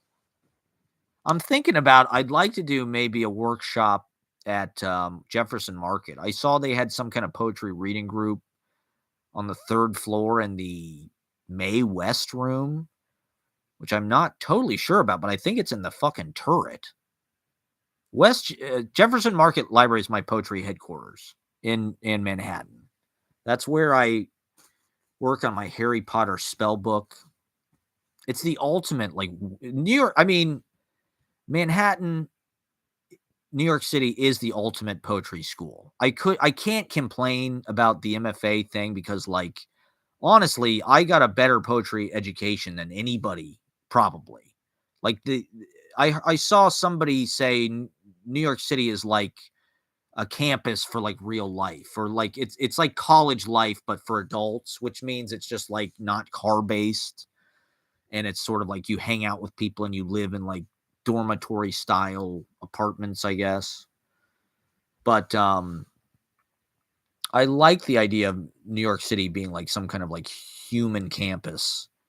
And, you know, that's sort of what New York school means, I guess, is like learning just from the city.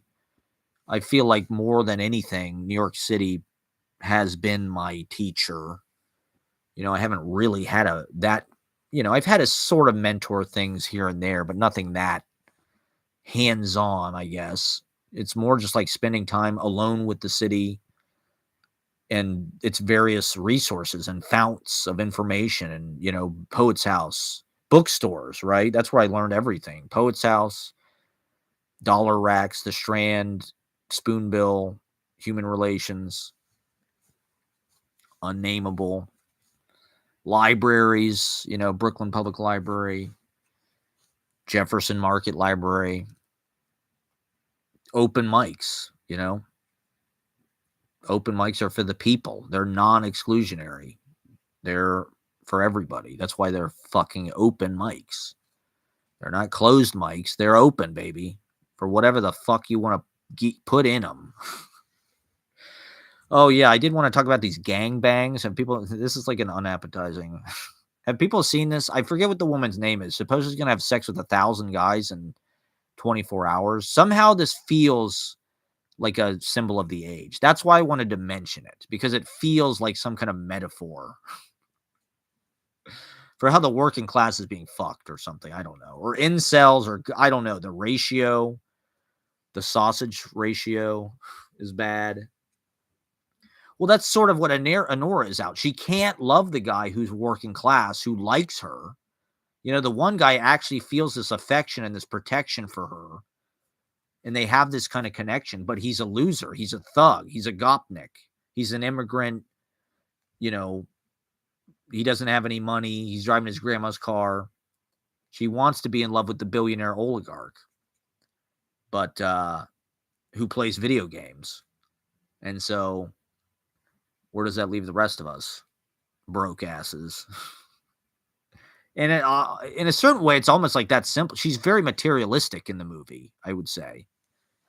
In that way, it's like she's intoxicated by the dude's power, the power of money, and being whisked into that world. And why was I talking about New York City as a teacher? I don't know. You're supposed to learn by doing. So you get up at a fucking open mic. Oh, I thought it would be cool to have like a once a week workshop where we could meet, or maybe once every 2 weeks, I guess. We could just sit around in the library and shoot the shit. So that's my poetry headquarters. That's where I do my writing. And it's a perfect location, right? This is the campus of poets, right? I mean, as a poet, you could not get a better place to learn. It's like, there's fucking E. Cummings' house. There's fucking Delmore Schwartz's house. There's Eileen Miles. There's fucking Brenda Coltis. There's et cetera, on and on. You know, Poet's House is Fred Moten tonight. Fucking, you know, Lillian Writer's house has got fucking whoever. You know, there's a lot of action. There's a lot of free shit. I mean, that's one of the reasons why I got into poetry, because most of it's free. It's not like comedy open mics where it's $5 to fucking bomb, or even concerts or music shit. There's always a goddamn cover charge. Poetry, it's like there's very few places they charge a cover charge, and those places I'm sort of in protest against. You know, it's like there should be, you know, a drive to make things cheaper and to make things free. There's been more of a drive in the last 10 years to like make sure everybody gets paid. And that's good. Like, people should get paid. But once you start playing the money game, it's like you're not going to win that game. You know, like, artists have never won that game. They won by making everything cheap for everybody, right? You can live in a rent-controlled apartment. You could eat cheap food on East 6th Street or whatever it was. You could go to the 2nd Avenue Deli where they give you a bunch of food for a little bit of money. It's like, that's not the world we live in. Everybody's nickel and dime for everything. And everybody wants to get paid what they're worth. And it's like, well, then it's just more money, more inflation, more transaction. It should just be like people taking care of each other. It's people spending time with each other, you know, giving each other attention. That's what these open mics are about. They're totally like mutual aid. It's like, attention is a kind of affection. It's like, it is like being caressed or loved. You know, I mean, maybe going to all these comedy open mics is a bad influence because you're around all these people that are sort of like, they joke constantly about how they're, you know, traumatized by their way they were raised or whatever. And that's why they do comedy open mics, because they need attention and they need affection they didn't get. It's like, well, I don't necessarily know that I feel that way. It's not like a replacement for that. You know, I don't necessarily feel like doing open mics is like some way to like, you know, I guess in a Freudian psychological way, it probably obviously is, but I don't know. It's just a way to feel good right now. You know, that's probably also like a survival biological mechanism. It's like we are created to get on stage. You know, most people are afraid to. Most people are not talented enough to, or something. Or, you know, many people aren't. They're talented in other ways. You know, they have other uses or facilities or, you know, purposes in life. You know, my purpose in life is to get up on stage and introduce other people. And to be super enthusiastic and energetic, have great energy. Let me do some of my more material for everybody. Tim Allen grunting. Tim Allen made an entire career off of, what happened to that? Why is there no more grunting? That was his whole career, was that. All right, I'm going to read some poetry. Let's see if we can scare some people away with some poetry. Should I go backwards? Maybe I'll read this first. Okay. Christmas in Antarctica, December 22nd. Christmas in Antarctica. Long, dark night of the year, so I stayed inside. The starry womb of December gives birth to the nova annum. It snowed before winter, as today it was the first day, christening the initiation. I wasn't invited to the proposal, no bonus because they pay me every week. This is all right, near my house. I wanted to make a movie there someday. There's nobody I can see for love but brotherly daddy as fuck. I'm feeling daddy as fuck. Half into the next day, my heart is an iceberg colder than too cold Scorpio. Rest in peace, Ricky Henderson, the best to ever do it. A drastic component of my childhood favorite team, the Oakland Athletics. I do want to pause here for a moment and take a moment of remembrance for one of our great baseball heroes, Ricky Henderson, the best to ever do it. Apparently, Ricky Henderson is the all-time runs leader in Major League Baseball. That is fucking crazy. And that is not like a negligible statistic. That means the dude is responsible for more runs than any other player in the game ever. He scored more runs. He got to home plate more than any other player ever. And we obviously all know he stole more. The dude was just a colorful human being. He was sort of outside the data and the analytics. That's something people are complaining about with like the NBA. The analytics killed the game because now all they do is fucking shoot 3-pointers.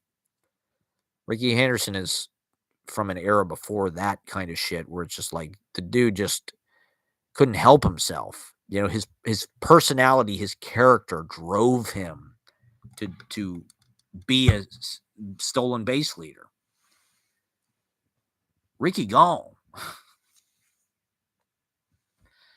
And listening to, there's tons of great stories about Ricky Henderson. All-time run leader in baseball. So that means if this guy gets on base, he's going to steal second base. He's going to steal third base. He's probably going to get home after that. That's a valuable fucking person to have on your team. So he just passed away at the age of like 64 or something. R.I.P. Ricky Henderson. I don't know why. As a little kid, my favorite team was the Oakland A's. I liked Jose Canseco. I think I liked their uniforms. It wasn't a Mark McGwire thing. I was not really into Mark McGwire. This was like, probably 91, 92, somewhere in there. First, second grade. And I like their uniforms. I don't know. And even now, like I follow Jose Canseco on Twitter, or I did when I was on Twitter. And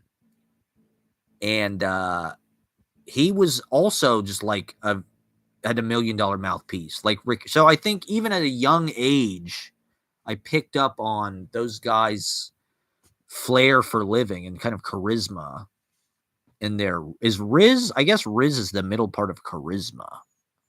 If you have charisma, that's Riz. You're a Charizler. So I'll be the Chrysler for Christmas. Come on out tomorrow to our Christmas Part 2. Die Hard, Die Harder. It's Christmas all over again tomorrow night, everybody. As if you didn't get enough fucking Christmas yet. More Christmas songs. More Christian propaganda. More materialism. More buying shit. More consumerism. Stimulate the economy. Order a bunch of shit off Shein. And Alibaba or whatever the fuck it is. Apparently Amazon has got some kind of like dollar store or something now. A lot of people are buying. There's like some kind of like bargain basement. There's like bargain basement online shopping now. That's like the new thing. It's like there's some kind of penny, like Shein, I guess. I haven't used it, but maybe I will. So yeah, R.I.P. Ricky Henderson. Dennis Eckersley was on that team. The A's. Well, I guess they won the World Series, or they were in the World Series like in 1989 or something. Ricky. Childhood hero. First ballot Hall of Famer, everybody. And he's not on roids or anything. At least not that we know. I mean, he probably was. I mean, if Jose Canseco was like, he was like the fucking dealer. You know, he was like the fucking Scarface of that shit. So he got too drunk to do it. She has more in common with the Gopnik. So do I. I'm not a little kid anymore. Because I wake up wherever I want on Christmas. Even though I'd rather teleport home. Or San Francisco for Ashley's reading. With Julian Poirier in a guitar shop on the West Coast. Hitting black ice in the middle of the road of fate. The snow is poetic as he gave her the ring. Nothing grows from a buckeye. No more cherry sticks anymore. It was about how the oligarchs fuck us and throw us away like used condoms. Having a plea with yourself when you're younger, back to living under the tracks, pan over to Vasectomy Bazaar, some of my favorite haunts, raining down the aisle, a potion campaign donation. You're not going to make poetry out of poetry. That's why I had life. Just put whatever you want to say in the play. The winds conceal this every day. Get on the phone and check on the steeple. We've lost the city to the aforementioned Christmas. It's time for all good heroes to come to me. Not picking up when the music and hosting job was calling is my big regret, not a part of the family, and unable to pay that part of my rent. Now my bad reputation supersedes me as the lights turn up on the house. Writing poetry till 4 a.m., I just can't stop. You become more of a legend by being reclusive. The sounds the places make are different, burning holes in the sheets. I already did it once, but it pays to try again. Oh, this one comedian said something super profound. He had the guy who said yeeted. Shout out to Dali. I don't know if he knows who I am, but his set was pretty good. And he made a bunch of really highbrow references. He mentioned all these Freudian things, the tyranny of small things. See, that's the kind of shit I like in stand-up comedy. When the people get really heady and provide value and information. Like Freud was talking about the tyranny of small things, which I guess just means like our small differences are what kind of divide us, and just obsession over. There's no end to like, well, I'm different from them in this way. Well, I'm different, I'm because I'm a man. Oh, well, I'm different than them because I'm white. Oh, I'm different than them because I'm whatever. You can find any kind of difference. And so it's just kind of this endless squabbling over the tyranny of small things. But he said this really profound thing. I don't know if this was from Freud but he's like, the gods speak in two ways, music or silence. The gods speak in one of two ways, music or silence. I was like, that's pretty fucking profound. Or poetry, I guess. Poetry is music of speaking. It's larynx music. And the tyranny of small things.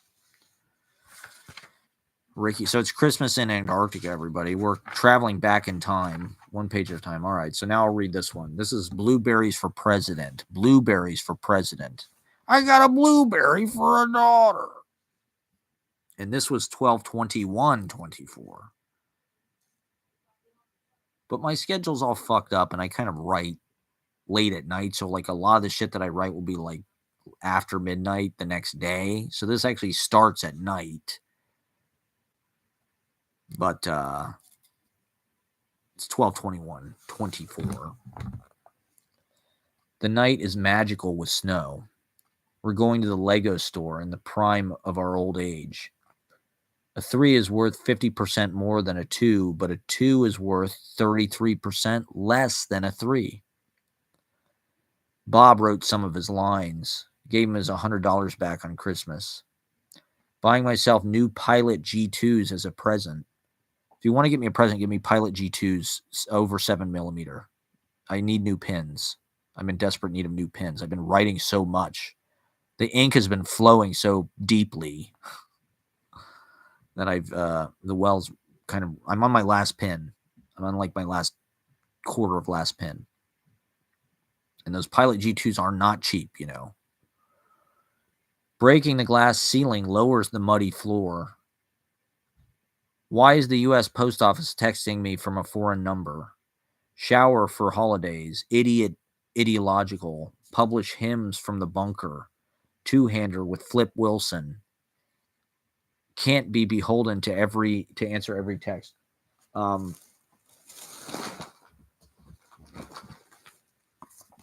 This is Hymns of St. Bridget, Bill Berkson and Frank O'Hara.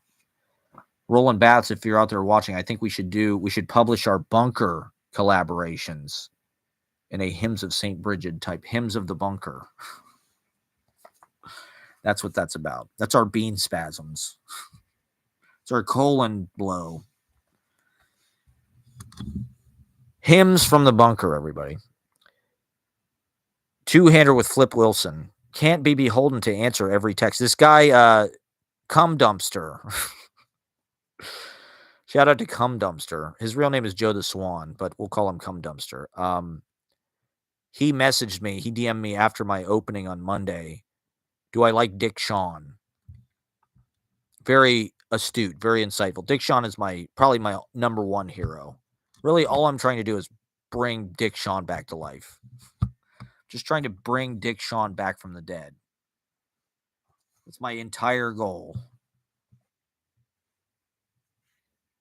He has crazy fucking energy. You want to talk about energy? YouTube Dick Shawn. Do yourself a favor. He's Lorenzo St. Dubois. Everybody who loves the producers, which is pretty much everybody. He's Hitler. He's Mr. Love Power. And he's my ultimate hero. He just is like pure human life force. He's just like blazing with human life force. Nobody's enjoying life more than Dick Shawn, okay? That's why he had a heart attack on stage. And that's why we have to live on stage, okay? We're not just in the ivory tower, although we're academics too. I could work at a fucking Hogwarts. I prefer the Hogwarts of show business. So this line, apparently Bob Dylan wrote some of Timothy Chalamet's lines. I really want to see A Complete Unknown. I think I'm probably not going to love it. To be honest, he doesn't really look like him. They gave him a fake. He does not look like Bob. The voice, he seems pretty good with the voice and the music, but like he just does not really look like him that much. But Bob wants to introduce himself to new generations, so he wants his Ray. You know, he wants his Ray Charles biopic. And he deserves it. Why not? I think Bob just wants a DVD he can watch on his tour bus. He's watched all the other music biopics. He wants to see one about him. He just wants like the boilerplate, like, you know, typical, take the meat, you know, the Bob Dylan goes electric moment, and that's like the fucking walk the line. It's just, goddamn, can we have a moratorium on these fucking... They're lives of the poets. That's what they are. I get why they exist, but that's how the gods speak, either through silence or music. Just like Dylan Bob. I saw this guy, I think his name was Christian Conte, at Comedians on the Loose. He was very funny. He went on stage as Dylan Bob. Although he looked more like Jim Morrison. He had a puffy shirt and a leather jacket. So he looked more like Morrison Jim. But he was pretty fucking funny as Dylan Bob. That's the kind of comedy I'm into. I don't know. Whatever that guy was doing. Like character stuff. Zany, kind of improvising in character. There needs to be more like alt comedy. You know, the stand-up is just so fucking right-wing. Anyway, it's all Elon. It's all fucking Tony Hinchcliffe. It's bad. It's bad. How did you feel like Martin Short did on Saturday Night Live? It was okay. It's like a whole different city without you. Accordion unfolded with access, and I can step into it like a pop-up book. My soul flies through eternity next to yours. Taping is special. The multiple platforms elevated all our lives. People were too uncomfortable to laugh. Times were spent for indoors and sleeping, hovering for 5 hours of flight time, giving off heat and friction, the newly arriving endarkenment. Chief of DARPA. Apparently, you've heard of the Enlightenment. I heard somebody on Monday say it's the endarkenment. And it does feel that way, particularly this cold, dark, icy polar vortex solstice we're in. It just feels like a very dark moment. And so, I don't know, why not just go into the diving bell of that and the solitariness and the, I don't know, the monastery, I guess, of being alone.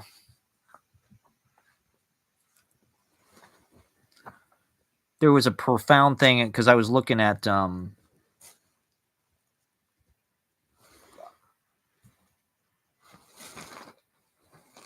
this book, and if you don't go crazy, I'll meet you here tomorrow. Which I believe I bought off fucking thrift books during the pandemic. But the author said something about experience contains hell experience, paradise experience. I'm paraphrasing badly here, obviously. The ecstasy, boredom, that's part of what's amazing about life, right? And that our experience contains all of those levels of possibility and, the high and the low, the dark and the light, and blah, blah, blah, etc., etc. Etc., etc. Roth show. You're watching Roth show here. Okay. What else? The endarkenment. Chief of DARPA Net. The contract of trust was broken. Was I a guest on his podcast? It's already been used in war, like flying commercial on a stealth bomber. They missed when they shot those balloons. The campus looks like Hogwarts. Ashley protects me from people who have a monetary generosity that I'm lacking. Think they call that largesse. Need time to read myself, to catch up with what I've been doing, my raveling output. Hold my calls. Home meditation retreat, taking a vow of non-communication, diving into my studies, in a residency of dates, sets across New York City clubs to prove I could do it. Triple header New Year's Day, wait till after to fix myself in the vacuum of January. Then midlife hits at the end. Okay, so I did want to mention this. I don't know if I can actually announce this or not, but I'm going to. I don't know if this is top secret of the public announcement, but I think I'm doing a double header on New Year's Day. I think I'm reading in both marathons. In any case, I've been invited to read in both marathons. I'm reading in both the alternative marathon at Westbeth, which is sort of like the downtown scene of people that aren't reading at Poetry Project. And then I'm reading at Poetry Project later with like the staff. So I'm doing 2 readings New Year's Day, everybody. You have a chance to see me if you're on the west side or the east side. And it will be live streamed. So you can watch it on YouTube, everybody who are fans of Scenes from a Life. I'm doing a double header reading on New Year's Day. I'm proud, and I don't want to jinx it. I'm looking forward to it a lot, but I've got to figure out. I feel like I've got to figure out how I'm going to get from one to the other because they're kind of. I'm reading at 9 p.m. at the alternative marathon, and then at like 11 at the regular marathon. So, trying to figure out what the hell I'm going to do for that, and write the best thing I've ever written. Somehow, I'm trying to figure out how to do that. Okay. Triple header New Year's Day, wait till after to fix myself in the vacuum of January, then midlife hits at the end. So I have to have a big party to top 30, but even that was an accident. Now people are boycotting so they won't show up. On air 8 p.m. from snowbound East Coast. Wind cutting the alleys like a handsaw. Happy with the Christmas Minotaur past couple months. They can't see what I see. The CCCP embedded smarts in an heirloom roof beams, in our heirloom roof beams. It's Christmas all over again, turned adversarial from analytic tweaking. How are there 15 million lost souls watching this? Vice president of the whole Troll Historical District needs a little body modification. Comedy makes it clear I'm an artifact, references from an expired millennia. Yeah, I did want to talk about because, I'm obsessed with like the idea of like providing value through this or like why do people not watch my live streams? You have to have facts, you have to have like I don't know, things that people take away from it, but it's like if you look at Joe Rogan, which is the most like he's the king of podcasts, right? 15 million people watched him interviewing whoever, Trump, whatever. That's as many people as we're watching like Carson and shit. But it's all hearsay. He doesn't have any facts. Joe Rogan is not about facts at all. It's not about value at all. It's about speculation. It's completely about hypothetical, and it's almost like ghost stories or something. It's like talking about the fucking boogeyman or something. There's no facts on the fucking show. It's all science fiction. It's all like fantasy of rich people. It's all talking about fucking aliens. I watched Tim Dillon had an episode that just came out this week. Him on Joe Rogan. It was his show though. It was Tim Dillon's show. So I clicked that. It was so mid. It was so boring and so mid. They just talked about drones. Nothing interesting was said. Then they talked about, I don't know. It was just, but yet 15 million people are watching Joe Rogan somehow. So I don't know. I don't know what it is. You just have to get people to look at you any fucking way you can. If that means cheating, then that's totally valid.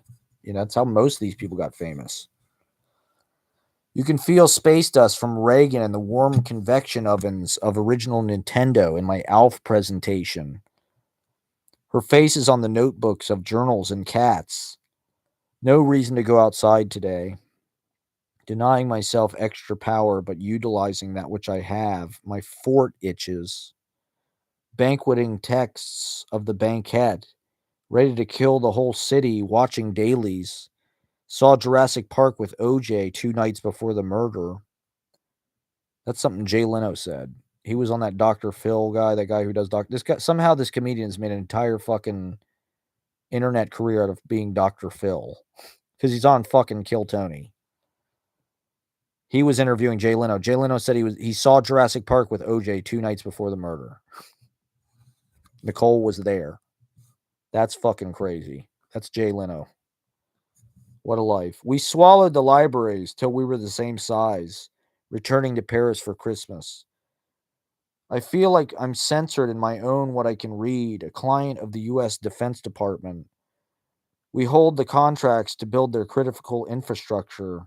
It's okay if it's only a laid back show, and I still make some money. Addicted to audience. Weird that he walked in and I overheard that conversation about me, then algorithmically appeared Matt Frewer, Fox sitcom from '93 with Jennifer Love Hewitt. The electronic black box was not connected to my phantasm cerebellum. It was inferential deduction by proximity. He was killed by his managers to keep selling forever. What am I going to do for weed for Christmas, everybody? Give me weed for Christmas, please. That's what I need, edibles for Christmas, okay? The gods speak in one of two ways: music or silence. Write till it's done, then stop. Write till you come to an ending. It's been almost 4 years. My notebooks don't go out immediately on the internet, which makes it relaxing instead of laborious to spend time with them. I'm reading in both marathons. You have to stand up for yourself or people will walk all over you. She's naked in half the movie. Why she's on Actors with Pamela Anderson. There's too many things to write a script about, so I passed out in the early evening before anything happened. The joy of tunage on that young face, didn't intend to watch it, as it wove through familiar themes, characters, and locations from my real life. My year is old news. I have one position, creating record, money drunk in the Seagate mansion, spraying magnums of champagne all over the Gulf Stream. Did they both come back on together? Tomorrow it's supposed to be even colder. His dad is a priest. I saw it in theaters, downloading ad blocker. They buy all your best workers. Offered 10% of the company. I couldn't take my eyes off it. Fell into the prestige trap. Seuss prerogative. He has to leave in the middle of the baptism. Village idiot blasts smile. They changed it without my permission. How rude. I mean, there's a lot of revisionist history or thinking now, but like, part of the thinking is like, oh, you should make your money when you're young and then use your money to go out and, when I look at my own life, I'm like, what did I think was going to happen? I thought I was going to come to New York and just like win some kind of lottery of fame. And I was going to become rich like I deserve to be. I just thought I deserved to be a famous, rich person. I don't know how it's going to happen, but I guess that's the American delusion.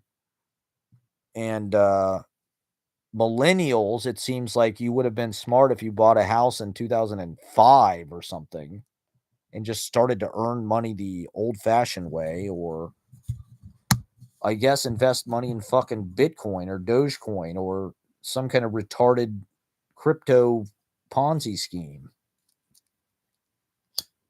Side with the ultra-capitalist neoliberal fascists. Trump is a fucking neoliberal. They want to deregulate everything. They want to privatize everything. That's what neoliberal is. It's free market.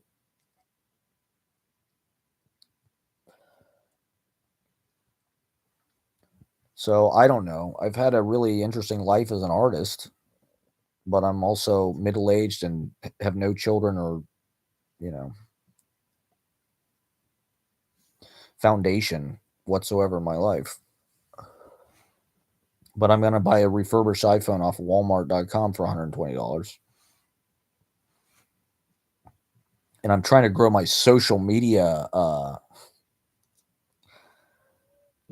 that makes it even more painful because it's like if you don't become a movie star, it's like, okay, the odds are pretty slim of that. But like now, there are influencers all around us.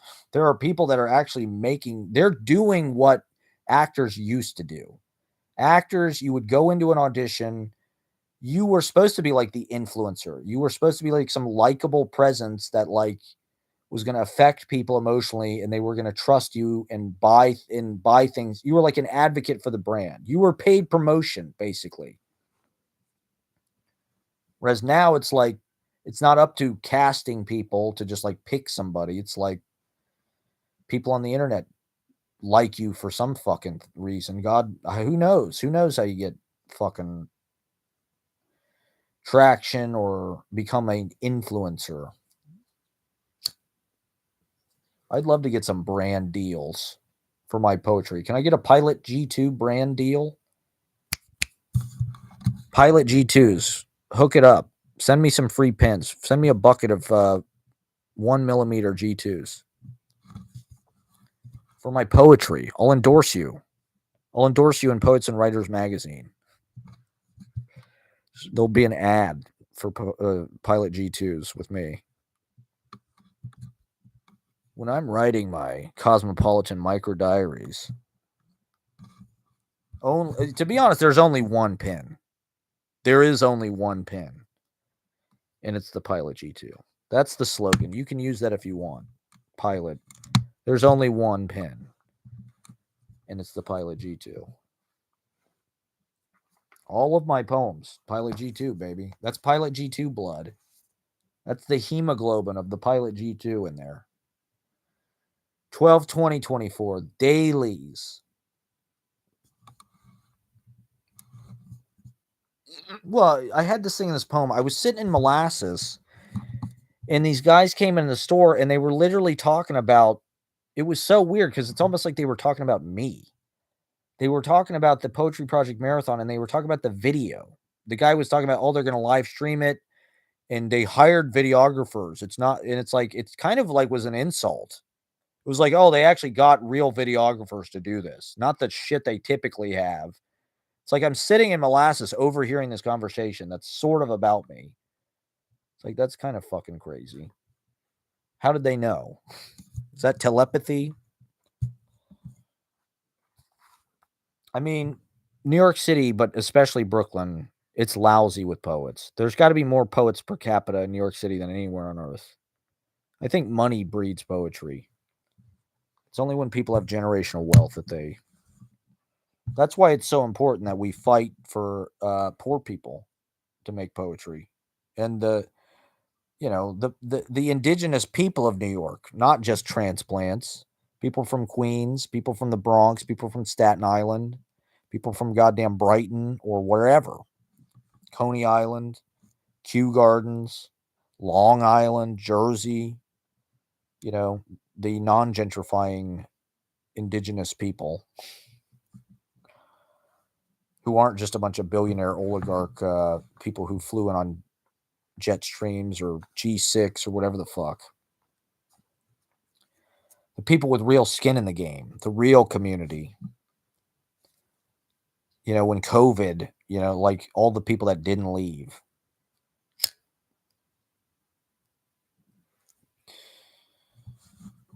All the people that came back to party. And the billionaire, apparently Party City is going out of business. Have people heard this?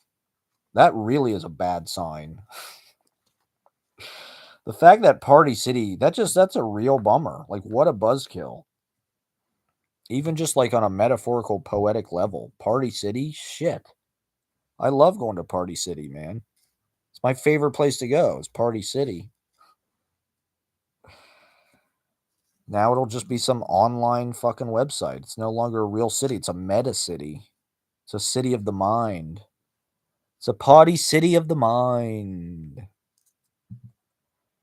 So these are my radio broadcasts. This is going all over the world, everybody. This signal is going out over New York City from the Empire State Building. My voice is flying over the region, over the Hudson, over the cliffs of the Palisades, over Far Rockaway, and the South Shore, and the North Fork, and Montauk, and Little Silver, and Asbury Park, and New Haven, and New London, and New Canaan, and New Paltz, and SUNY Purchase, and The Ohio State University. This is ESPN Sports Game Day. Can I get on Game Day? They've had Shane Gillis. They had Timothy Chalamet. Apparently, that's the hot new media appearance to make. Is this was it NCAA Game Day? It's College Game Day. Did they talk about the Buckeyes at all? To be honest, call me old-fashioned. I don't think these guys should get paid. I don't think they should pay college athletes. I mean, they shouldn't make money off of them. Poor guys. I guess they should get paid, but what the hell am I supposed to do? They didn't pay the fucking theater kids. They didn't pay the English majors.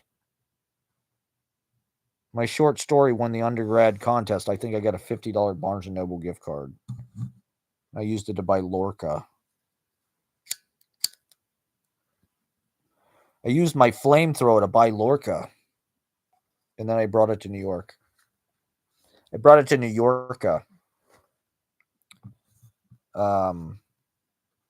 Poet in New York. I mean, have you read Poet in New York? If you haven't, read Poet in New York. Lorca, Poet in New York. Honestly, that may have been the most inspirational book I read when I moved to New York. You know, it's so simple. Poet in New York. What a great title. What a great idea. I guess that's sort of what city life is. It's my Poet in New York book. But to be honest, he doesn't stay in New York. He goes up to Vermont. He goes like, doesn't he go to Cuba or something? It's like, that kind of pissed me off when I was younger. I was like, I want to read about New York.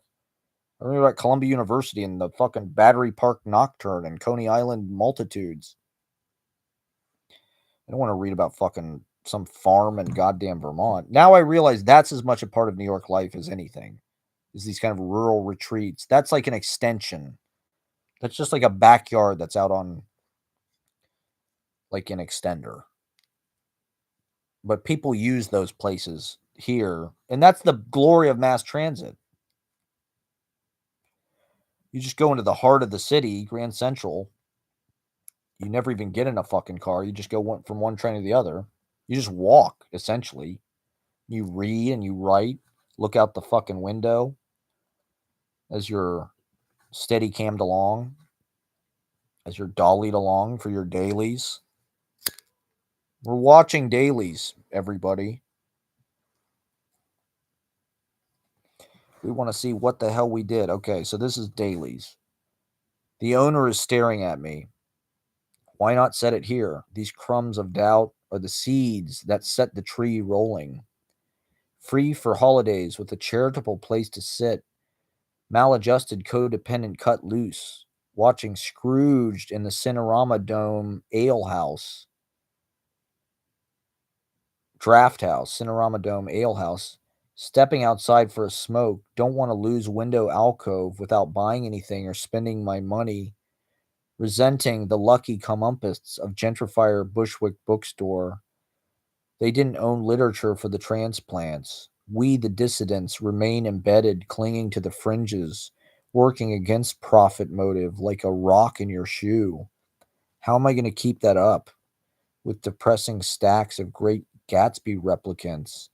Makes you stand out with ageist prejudice, generations at war with the olds and vice versa, when it was the grandparents who were at fault.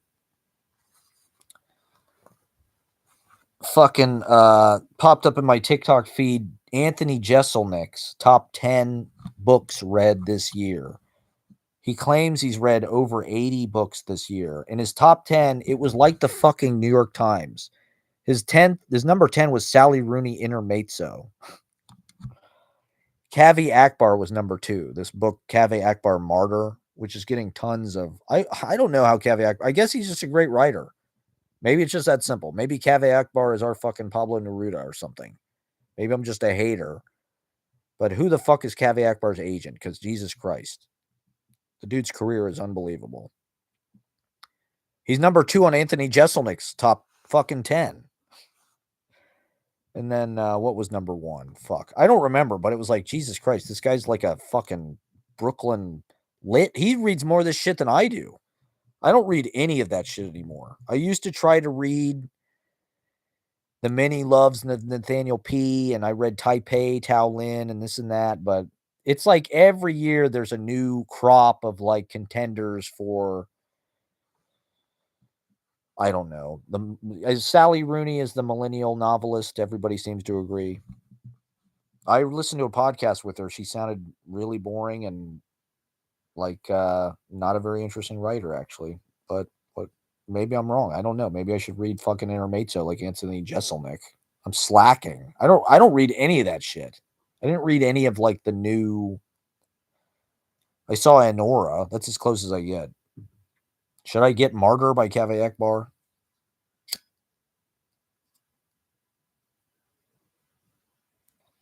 What the hell was number 1? I was just shocked that, I mean, the dude is pretty well read. He's better read than I am. I don't read any of that stuff. A few young man's at Christmas independent in studio apartment materialized like ellipses, an archipelago experience with gaps in between, putting me now at 40 with the maturity of a 22-year-old because no place to live and talk with my bohemian poet friends for cheap. Cheap, good food, cheap rent, and pre war brick 2 bedrooms. One for guests if they want to visit, or children, or family. But as we produce workers, space goes down, leaving you in your parents' spare room, sterilized by poverty, spayed and neutered by lack of living wage or job security. So you secrete it in pores of tears, doing the right thing, hiding your head in shame from family. This feels like millennial pitchfork throwback soul, which I lived through and hated, at odds with most major cultural developments of my lifetime. Disney Star Factory Nepo takeover. That's Dennis McNally's biography of Kerouac. It's not even worth talking about. Marble table prayer candle to St. Lazarus, which was the name of the department store downtown Columbus, where as a young child we first visited Santa Claus at Christmas. I was nervous to meet the big man who held the power to grant or deny us whatever our 3 year old hearts wanted, so long as we behaved well and didn't do anything bad. Not unlike how the Christian God and Jesus work, come to think of it. Be good and go to heaven, the paradise of satisfied abundance, free from want. It was so sad I needed it. Nobody listens to me on the 60s countertop. Well, I wanted to talk about, because there are these like gentrifier bookstores, right? Where it's like super glamorous. The way that literature is used to sort of anchor a neighborhood, and that's the place where the hipsters and the white people and the people who are increasing the net fucking cost of the neighborhood, that's where it begins, is in the fucking, and those people that open those bookstores can kind of ride that wave and seem like they're doing something good. Well, it's literature, it must be good. It's all these people hanging out all day and they're selling poetry and they're serious about it. And I'm not saying that that's bad, and I am a hater. That's what I do. But I'm jealous of those people, and they're almost like celebrities, or they get clout just because of the fact that like they got lucky enough, but they're part of this wave of gentrification and changing the kind of face of the city and making it this kind of blander. They are earnest and they go in with good intentions, but now look at Bushwick and look at what a condo kind of fake facsimile, bohemia for rich people it is, and it's like Mar-a-Lago or something. But they are into literature, so they are cool or something. It's like, I don't know. I've managed to remain embedded, like I say in New York, as a presence.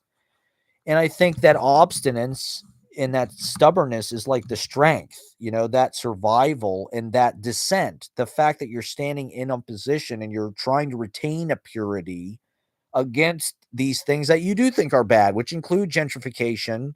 I mean, look at Crown Heights and Bed-Stuy. Look at what has happened in that area in the last 10 or 15 or 20 years. It's a completely different thing. And now it's like this European white people, uh, bourgeois fucking muffin neighborhood and French baguettes and shit, pastries and bookstores. And what's that Von King, Herbert Von King Park, or all of the cool fucking people live there. But I'm not a part of any of these fucking colleges. I don't have a fucking MFA. I'm not a part of goddamn any kind of like clique of poets, to be honest. I never have been. I've kind of like shifted from one group to another, or I sort of will dabble amongst little gangs of poets, but like I've always kind of been independent. And I came to this place alone. I didn't come here with a bunch of fucking people from the same goddamn state or town or whatever. At this point, I really don't even know anybody. I can't even think of the oldest, person I know in New York, really. Not that, I mean, I still have friends from before, but I'm not reliant on importing like a context, like, and it is about standing on principle and doing what you believe in, playing the music that you believe in, putting the doing the show that I believe in, doing the vlogs, doing the live shows, like I've never had like a huge crowd of people come to fucking anything other than the open mic, but like I don't know. I have maintained a presence in the city for a fucking decade, and I've put it out there. I've put the energy out there through Holy Smokes. I mean, we played a lot of shows because we were trying to learn how to do it, and it takes years and years and years. It's been fucking 10 years now. So now I do have a little bit more muscle built up and a little more confidence when it comes to running shows or getting up and doing readings or open mics or whatever. Now I'm a little bit more prepared to do that. I've got a thicker skin, but I've been here for a long time, reading at open mics, reading at fucking Brooklyn Poets or whatever the hell it is. And it is frustrating because you do feel like certain people have managed to build up, sort of like a stature for themselves, um, through, whether it be through their work or a business they started, or, just their kind of presence as like part of the scene or part of the community. And it does feel frustrating to still kind of be like an outsider and a loser. But as sort of a nuisance that remains and stands on principle, I don't know. I think I've actually developed into doing some interesting stuff, and I don't know. Now I look at that as a position of strength. The fact that you're sort of unswayed, you're unassimilated by these giant systems, because that's what my heroes were like. My heroes were not academics, really. The problem is within our lifetime, we've seen the margin that those people can exist in disappear. The cheap rents, the cheap good food, the proximity to each other, the time taking, just like societal generally taking care of its own well-being, all of that has disappeared. And so it's like you have to join something. You've got to join a university, you've got to join an institution, you got to figure out some way to monetize your fucking personality on the internet. You got to figure out a way to get likable, to get followed, to do something that people like, to do, even though they hate Terrence Malick films and they think fucking Citizen Kane sucks. It's like they're still the boss. You got to get the people who are reading the George R. R. Martin books to like you. And the people who think Stephen King is Tolstoy. Not that there's anything wrong with Stephen King. It's just like there's insistence on like being middlebrow and being accessible now. It's like if you try to do anything highfalutin, it's like, oh, my kid could do that. Or that's pretentious. Or even the New Yorker is like not pretentious. Even the New Yorker is like people, man. It's like just this. It's like Us Weekly. It's just a bunch of celebrity bullshit. It's like it's supposed to be fucking pretentious. It's supposed to be about high art, and like it's a lot of the poetry that I see succeed now is like very middle brow, very, very immediate gratification, very oatmeal.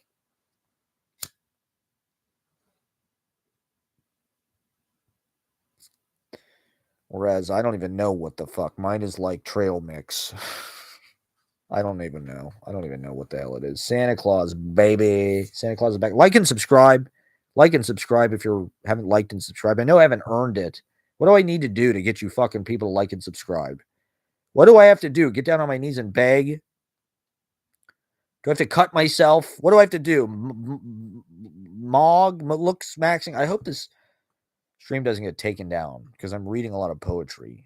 That really kills me when they take down the streams that because this is publishing to me. This is probably I really need to go back and just read all of my notebooks. That should be like a project for me for my 40th birthday. I should just read all of my notebooks just so it's like, because if I read it, YouTube will turn it into subtitles. And from that's sort of like having a text. It's like it will have been published if you read it into sort of the video publishing of live streaming on YouTube and other platforms. There's no time to type it all out. Like I wouldn't type all of this out. There's not enough paper. I mean, maybe I would. I'd love to publish everything I write. I'd love to have it just all come out as a book. If I could have every one of these just like be turned into a book and published, that would be my dream. That's really like they're all individual works like paintings. The notebook is really the piece. But in order to distribute it, I mean, YouTube's as good as anything now. I think the election proved that. Literacy is dying. Men are not reading. They're playing video games. If they're lucky, they're billionaire oligarchs and they're still playing video games.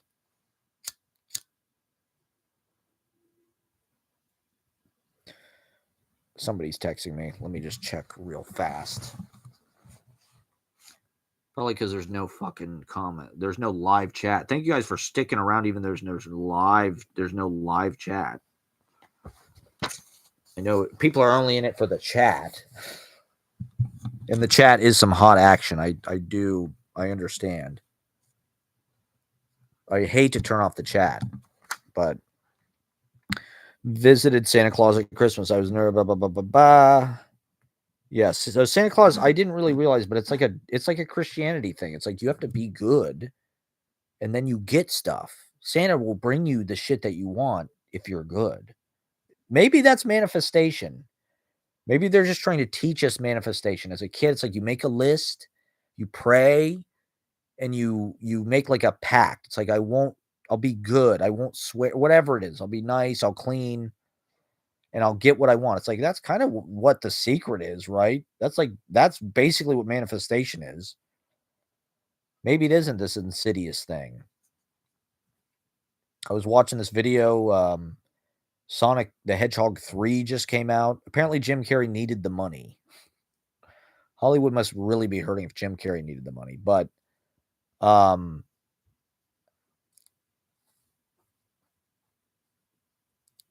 what did he say about it? Fuck. I forgot what I was going to say. Oh, he said he manifested his whole career, right? Like Jim Carrey kind of famously wrote himself a check for $10 million. And like, he very clearly laid out what he thought he wanted his career to be. And that's manifesting, right? So it's like Santa Claus or Jesus. So thoughts and prayers, everybody. I've walked on various nervousness I have in my hands, a crutch and a medal that carries your name. Burn within sight, keep away from children and pets. Great energies of suspense. Roland Bath says, I'm a great poet, and he would know he is one too. Life, you get pulverized like tenderized meat. Then when everything is taken away, you fall over into the grave, and the rats gnaw holes in what's left of your carcass.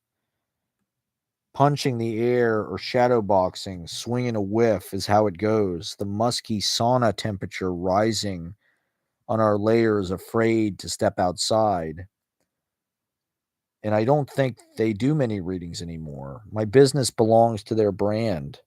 So I had to find another way in, like how Tom Cruise is attracted to fish.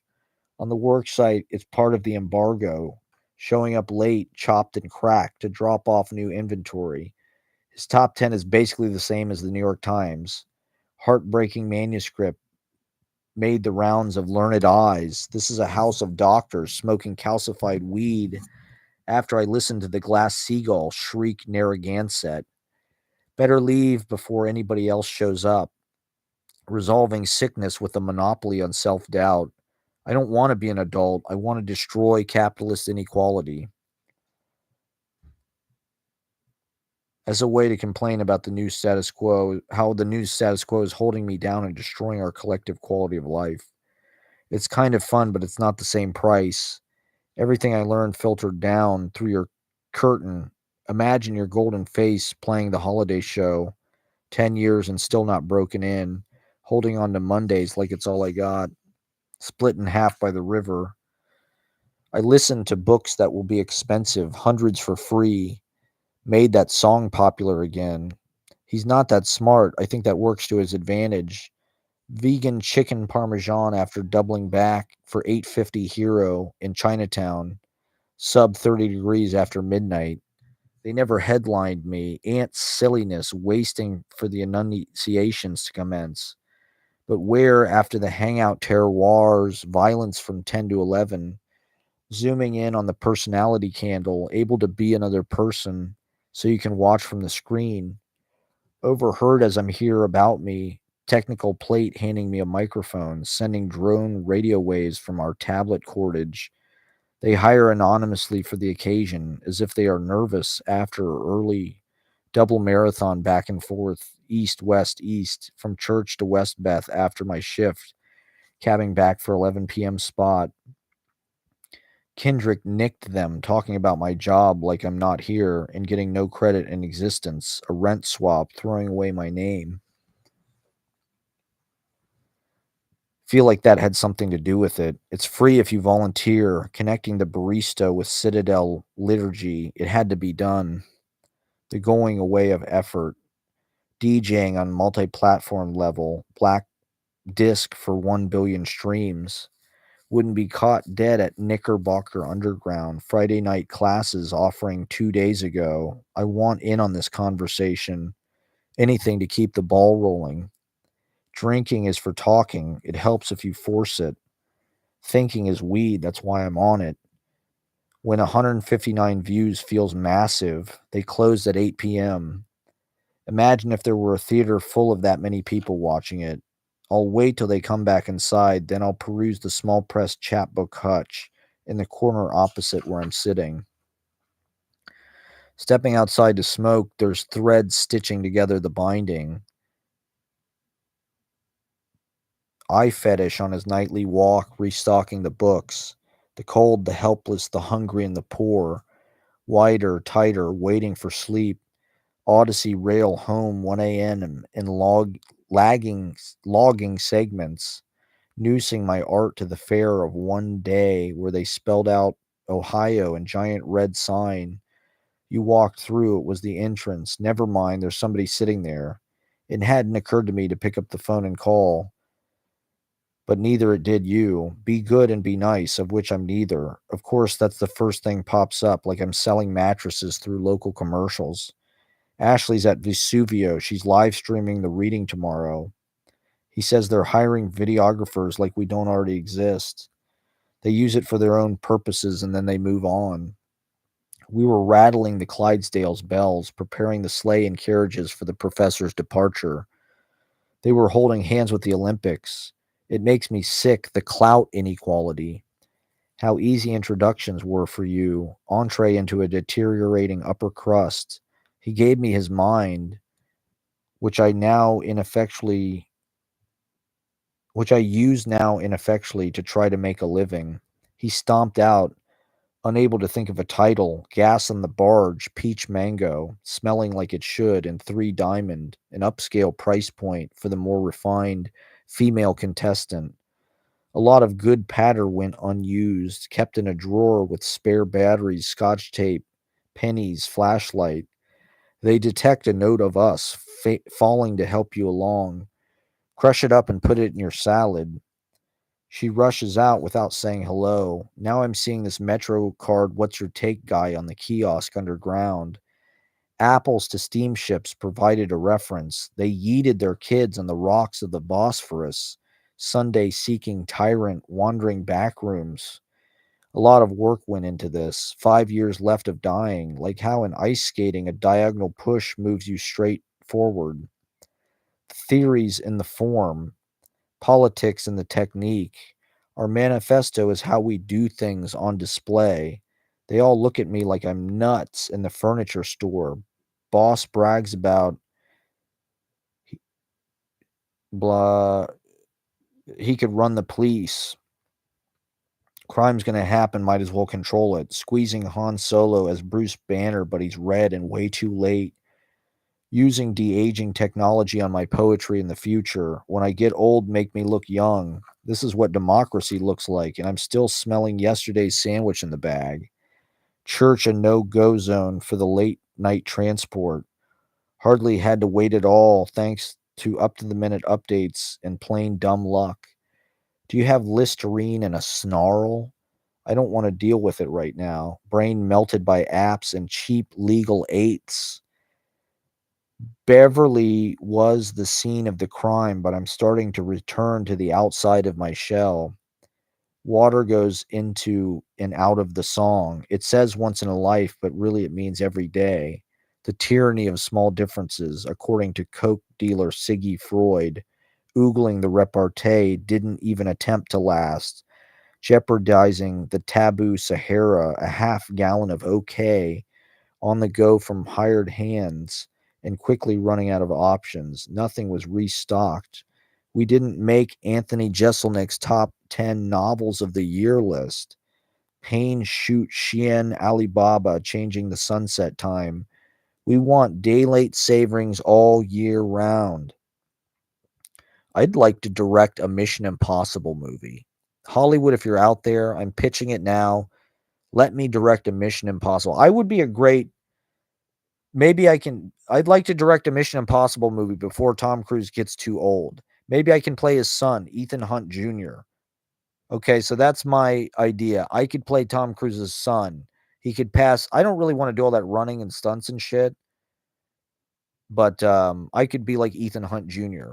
I'd be a great like Tom Cruise and I should do like a father son. I think I'd love to do it. I'd love to direct a Mission Impossible like Brad Bird or John Woo.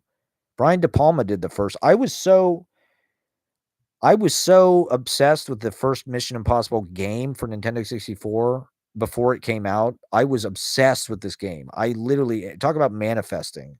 Jesus Christ.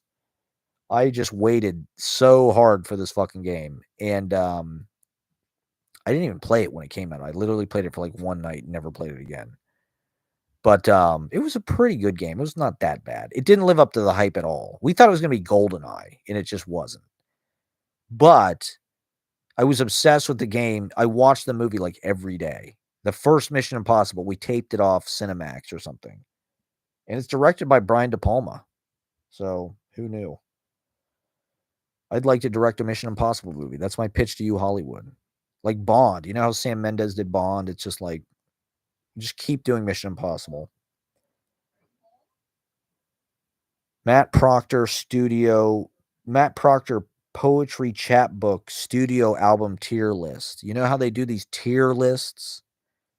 I've seen these tier lists where they like rank filmography or like albums. This is S tier, this is A, B, C. I want to do a tier list of my vlogs and poetry. So Fantano, if you're out there, or anybody who really wants to be a citizen critic, it's an idea. That's a free idea. That's a free content idea. Do a Matt Proctor chapbook tier list. I think S tier would be City Life, Central Park, War Commercial, Vigilante Justice, High on Life. A tier would be like, well, you be the judge. You decide. They're all S tier. They're all S tier. Genre, sad boy. Yanked his dick off to the ER. How bad it could be. Jelly roll bad.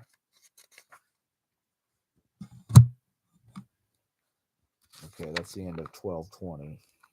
That's the end of dailies. That was the end of the dailies for 1220, everybody. We're watching my poetry dailies here, okay, everybody? That's what we're doing. So we've been collecting footage. That's what I've been doing. Interior footage of the mind. Mental, conceptual footage. Wow, I've got 8 people watching. Welcome to the party, everybody. It's our holiday special here. I'm getting fucking text messages from Ashley. You know it. She just can't. I've turned the chat off, so she's got to fucking text me. Okay. Just give me one sec here. Ashley, I've got 8 people watching. Do not call me. Do not call me. No, you're not calling me right now. I'll turn my phone off. I'm turning my phone off. I'm not taking any calls, okay? I'm on the air.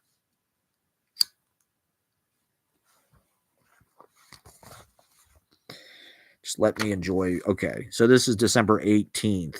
Meaningless order. The damage can be, if you let something go without treating it, the damage can become permanent. You're not always right, but sometimes you are. Going to bed late, that's the end of that. Between the brushes, changing to sticks. Want to come home for Christmas? Not enough runway. There's Rip, Artia's Big Daddy, Southern Maga Boss and Resort Collection, Calistoga Wine Country, FaceTime of the baby pool, where I'd like to be, the baby pool of life. Remember the baby pool, everybody? Remember how easy things were in the baby pool? Ashley was telling me about the baby pool this weekend. She's calling me right now, but I'm not going to answer. The chat is off. There's nothing she can do. I'm on the air. In the baby pool of life. I just wish I could go back to baby shampoo, taking a bath in the sink, and the baby pool, everybody. It's rough out there in the adult swim, in the deep end. I'd say we're in the deep end here.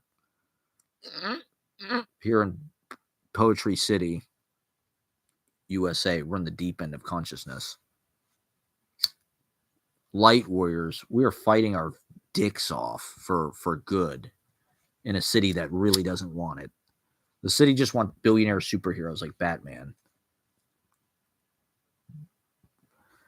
Billionaire Bruce Wayne, come save us with your technology. Come save us with your Tesla cars. The baby pool of life. Yes, Ashley, I'll talk to you after, okay? I'm not going to be on that much longer. I'll probably do like 4 hours, maybe. Now I've got 7 people watching, so it's like, whoa, holy shit. This is like an open mic. There's 7 people here. Okay. December 19th, 2024. In the hotel, bar, or restaurant. See, if you leave, you just don't get it. You're just not hip enough. Nobody cares about being hip anymore. They just want to be, I don't even know, part of something that's already popular. Okay. Ashley is my baby pool. Okay. Now stop texting me, okay? The baby pool is trying to drown me. I drowned in the baby pool, everybody. Drowning in the Baby Pool, my new poetry book. My new chat book, Drowning in the Baby Pool. In the hotel, bar, or restaurant, Max and Irma's at Cedar Point gave me motion sickness. Overcast and gray on our senior trip, most rides closed, not a chance. Oil derricks line the roadside, nothing to it. That's true. My senior trip was completely ruined. We got to stay in a hotel at Cedar Point. The weather was so terrible, all of the rides were closed. It wasn't raining. It was just cold, even though it was like June. I think it was early June or May, late May, early June. And I think it was early June. And the weather was like 40 degrees and like gray and windy. So everything was closed but this corkscrew ride. And it would take you up in a corkscrew and then go back and you go in a corkscrew. So we went to this Max and Irma's in the Breakers Hotel. Yes, okay. And I thought I had motion sickness. I thought I was going to throw up. Or I thought I had food poisoning from the chicken parmesan. My favorite food, chicken parmesan. But it was, I get motion sickness. I don't know why. Maybe it's an inner ear thing. Who knows? How much of your time do you want back? This year was emptier than last year. It just kept spinning around. Okay, so I was just watching this movie. It's a birding movie with Steve Martin, Owen Wilson, and Jack Black, among others. Rashida Jones, Kevin Pollak, Joel McHale. I think it's called The Big Year, and they're talking about the big year is like you go to try to see as many species of birds in one calendar year as you can. It's like a competition. They're all trying to get the most birds or whatever, but like I want 2025 to be the big year for me. 2024 was kind of like an empty year. It was kind of like a donut hole. Even though it was a good year, it wasn't necessarily like It felt so much like 2016. I kind of just expected it to be like a terrible year. So I was kind of just trying to avoid it being like a terrible year. And it wasn't the greatest year, but it wasn't as bad as it could have been, even though Trump got reelected. And even though I've got this horrible health problem, uh, there were some nice things about it too. It's sort of half, it was like a yin yang year. It was half dark and half, who knows what the fuck it's going to be going forward. But big year, like Steve Martin and Owen Wilson. Okay, Ashley, Jesus Christ. Can I block you or something? This has got to stop. Just because there's no chat.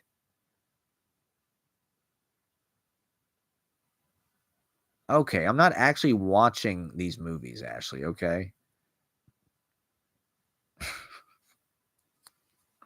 We had a nice year, okay? We had a nice year.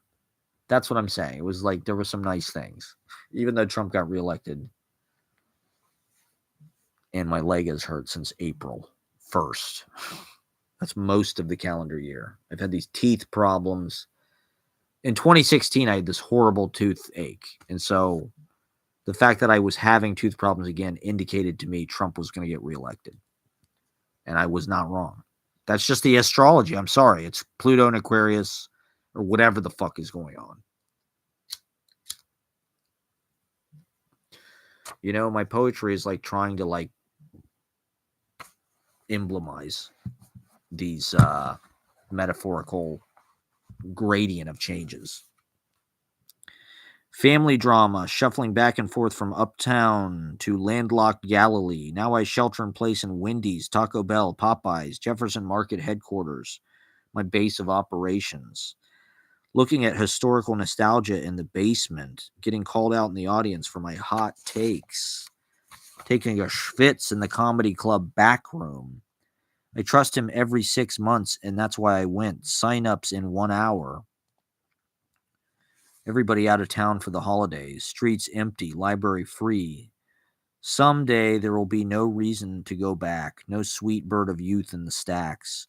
Organizing my personal collection by Dewey Decimal System. There's really only a poetry section. I'm going to pay for this, so I might as well make it worth it.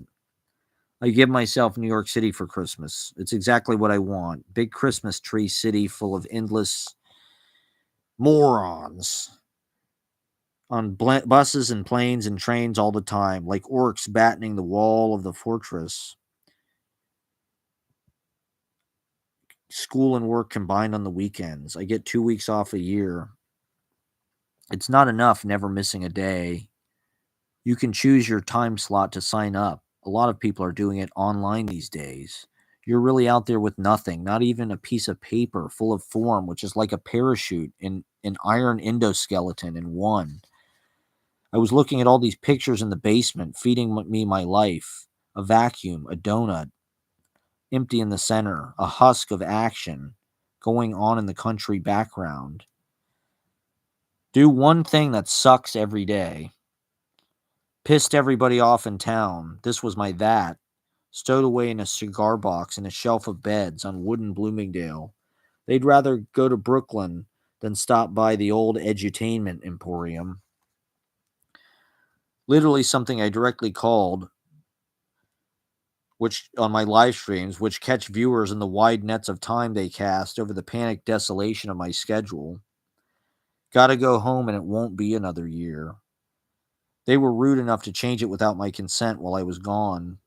Gonna destroying it with bad planning, terrible design, and ugly materials. My hometown has been replaced by bank vaults of prefabricated families and paper-thin box lunch dormitory townhouses.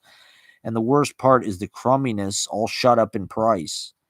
Happy to play second fiddle to the more established old world cities. Are you doing a show on Monday? Jews don't celebrate Christmas. Hanukkah is over. Somebody so lucky as you has no right to be confident. It's been a week and he still hasn't called me back. Bell tolls basso profundo. Tying it back through the ropes of the centuries. Ashley's obsessed with the baby pool. Then he left before I had the chance to say hello. Norman said, come and read your poetry. I think they give you 10 minutes on the schedule for March. I saw you were hosting. I had to support. Too cold to even walk around. This guy ditched me in line for the kiosk at Wendy's, Union Square, so I stood up for myself. Said they'd email me back within 48 hours, so I'm keeping track. Brave enough to face it now. I feel like trash in a running gutter. This city is wet, cold rain pooling on the concrete, pounding from all sides, shaking and vibrating with gargantuan severity. They're going to give up on you. That's not a joke. You just need to hear it. I just wanted to say it, falling asleep in the bathtub of my life, wearing the Schottenstein robes of charity, calling off work, playing hooky from my life. Francis Kite Club a week from Friday. She can't believe we haven't read Nausea. I should reach out to System Lord to see if they're around to join us. These things occurred in my head within the space it took to jot this down. Skimming around in the Mavis Gallant May 68 Paris notebooks that French Dispatch was based on. She seems anti-leftist, that it's a hassle these riots are interrupting society. That was only 1 month. Our pandemic demonstrations and shutdown went on a year at least. They still haven't ended. That was so real of you. The chains, the swords, the candles. Mistress Quickstreet of backshots, another cup of sack. Portrait of warm wood cafe tables, stools, chairs, embroidered paisley daybeds, chaise lounges, and armchairs in an amber basement. 3 nights a week, Lower East Side. See me, feel me, pianola. This 11-day hole where the family should go. Nailing the quarter on ice. The signups were full by 7:30, so I got sushi and refuge in the cellar. 2 vintage aqua clam chowder pot pie. Jaw clenched up before he got. Writing in the cafes all night where they stay open. This is the second time I've heard this material. Hot from dropping in the sad ritual hometown bound, riding the painted carousel. It's not an hour to return to bed. I could have hosted both sides of town, wanted to leave some for somebody else. Another $30 day. The differences are subtle, but they're there. A nutcase in a nutshell, paying to fly her out to the music video shoot. Wilderness braided through LED super talls. Not feeling so bad anymore. As the Ashley messages henpeck away. Should have taken 10-minute Arctic chat. Don't spill milk after you cut your nails. Curating artistic playlist to accompany all experience. Champignon marauder scouring more food from urban grid.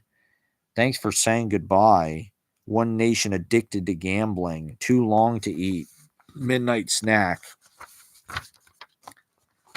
There were no girls there.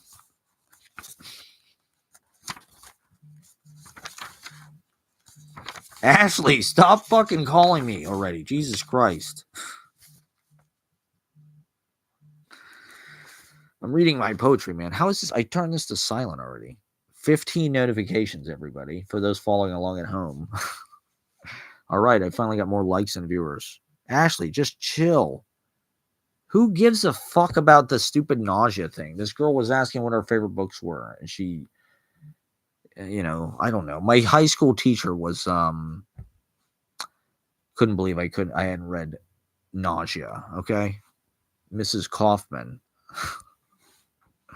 Okay, I'm going to turn my phone off because this is completely obnoxious. This is worse than the chat. I'm not calling you. Okay. Stop. You're being insane. Okay. Anyway. It's not important. It's not important, okay? I mean, how about those Chipotle napkins, everybody? I mean, Jesus Christ. How about that Chipotle? I mean, come on. Those fucking napkins. God damn. See what I did there? That's called a callback. In the business, we call it a callback. It's fucking Chipotle napkins, everybody. I turned my phone off. She's somehow still texting me and calling me. Somehow the phone is still vibrating. It's like Christine, that fucking car. It's possessed.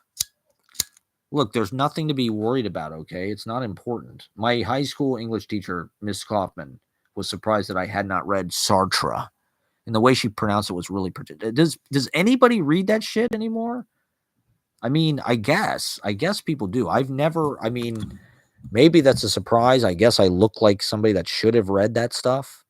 I'm sure that I look like a pretentious somebody who reads French. I don't know why I never got it. I read No Exit. That was one of the first plays I remember reading. I got the play from half price. I felt I was so fucking fancy. I don't even know how I'd heard of it. I think I'd heard of Sartre or something. It's a metaphorical play, it's kind of like it's not realistic. It's like, but I did not read Nausea. I had it. I had a paperback of it that I think I appropriated from my mom, probably.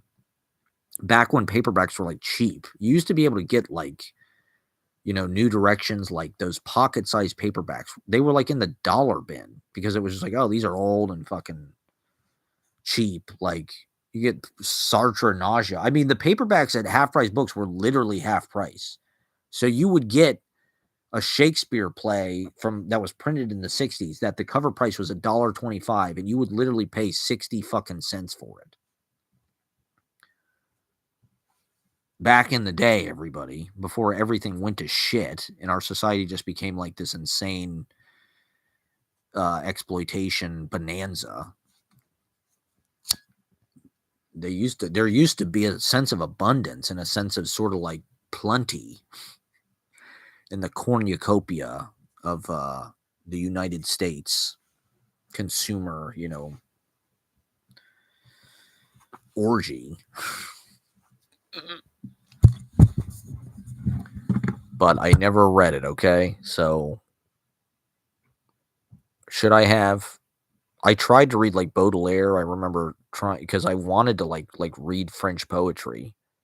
I tried to read Flowers of Evil. I do remember having that New Directions with like the black cover with like the drawing on it of the flowers. But it was too rhymey and it just but I had it and I looked at it and stuff.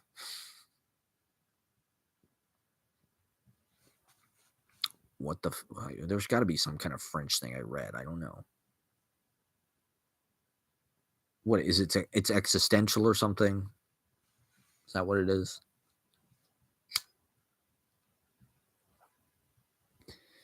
I don't know. I guess I should read more. I should, with poetry stuff, it's kind of like this extreme niche, but it's kind of essential hardware. It's like you need this equipment. You need to read John Wieners and all the Black Mountain people and Joel Oppenheimer and Paul Blackburn and Joanne Kiger and Frank Lima and Soter Tarajian, and you have to read what's going on now. You got to read Ariana Rines or fucking Ashley, your friends, people at open mics.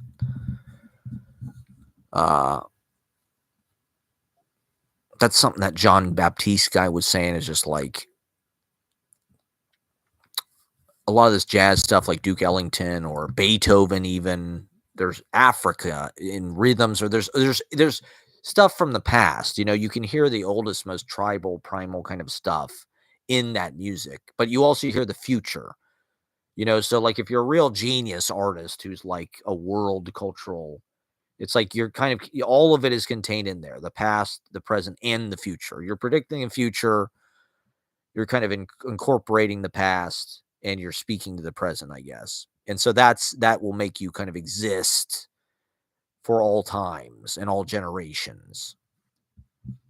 That seems to be the goal for a lot of these artists who are getting older. They seem to kind of want to extend as far out into the future. And McCartney's playing at O2 Arena. He just played 2 concerts there with Ringo, right, was there. And this Bob Dylan movie's coming out. So it's like they want to capture young people too. People who are in their teens now, or even, Gen Sigma people or whatever. Because if they can capture all generations now, then it's like, okay, well, that kind of shows that it will probably last that way.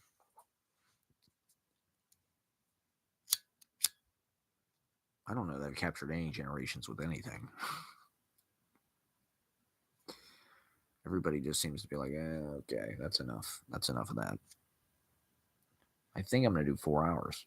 I'm going to try to do 4 hours. Is this enough? Should I just stop now? What else is there to talk about? I bitched about Elon Musk. That's like my typical, that's like half my show.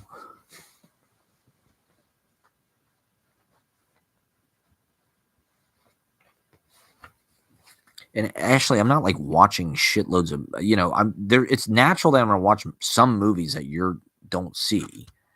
It's a good thing to do while you're writing. If you get the right thing on, I don't know.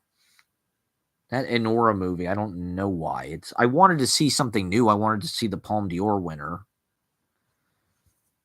It was okay. It was about as good as fucking. It was maybe a little better than Uncut Gems. It wasn't as like tightly structured, and it wasn't as like the story wasn't necessarily as tight. But visually, I thought it was more interesting than Uncut Gems. I didn't really think Uncut Gems was that interesting to look at. It was okay. It was like a hard-boiled, like New York, like it was fucking Dog Day Afternoon or something. It wasn't trying, whereas like you can tell Sean Baker kind of has like a sense of like painting, and like he appreciates just that stuff, like the colors. He's really into that. And he's really into like those kind of sunsets, those kind of beachy sunsets. And to be honest, that drives a lot of modern cinema. We're living in this era of like high def, 4K, whatever it is, digital cinema. You can film at night. There's all kind of new lighting shit. LEDs are a big thing, right? I apparently, and this is horrible news. On the New York home front, they are going to replace all of Rockefeller Center, all of the Rainbow Room, all of that kind of grill neon, those tube neon signs. They're going to replace all of that with LEDs, which I think is just such a horrible, horrible, horrible decision. Those signs are so charming, and they're a big part of what gives 30 Rock its charm. 30 Rock is such like this Art Deco kind of like New Deal. I mean, it's Rockefeller. It's kind of this democratic NBC liberal, but it also has this weird kind of like Ayn Rand era, like design, reaching for the gods kind of thing. And it really is like a really interesting, classy, cool looking place. But it feels like Dick Tracy or something. It feels like it's from the 30s, from the 40s. It feels like Radio City Music Hall and shit. So it's like they're going to make all that shit LEDs. Like, I guess they'll probably save money or something, or God knows. It's just it's more contemporary, That's how everything looks now. If you go to Times Square, right, it's just like a bunch of fucking flat screen TVs, basically. It's like everything is like this is like a TV service.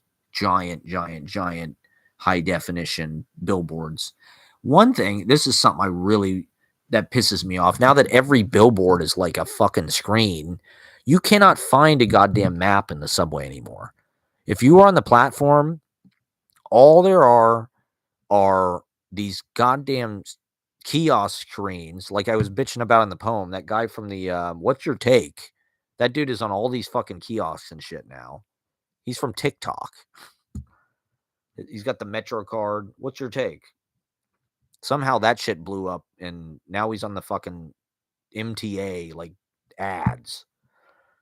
He's an advertisement for the MTA.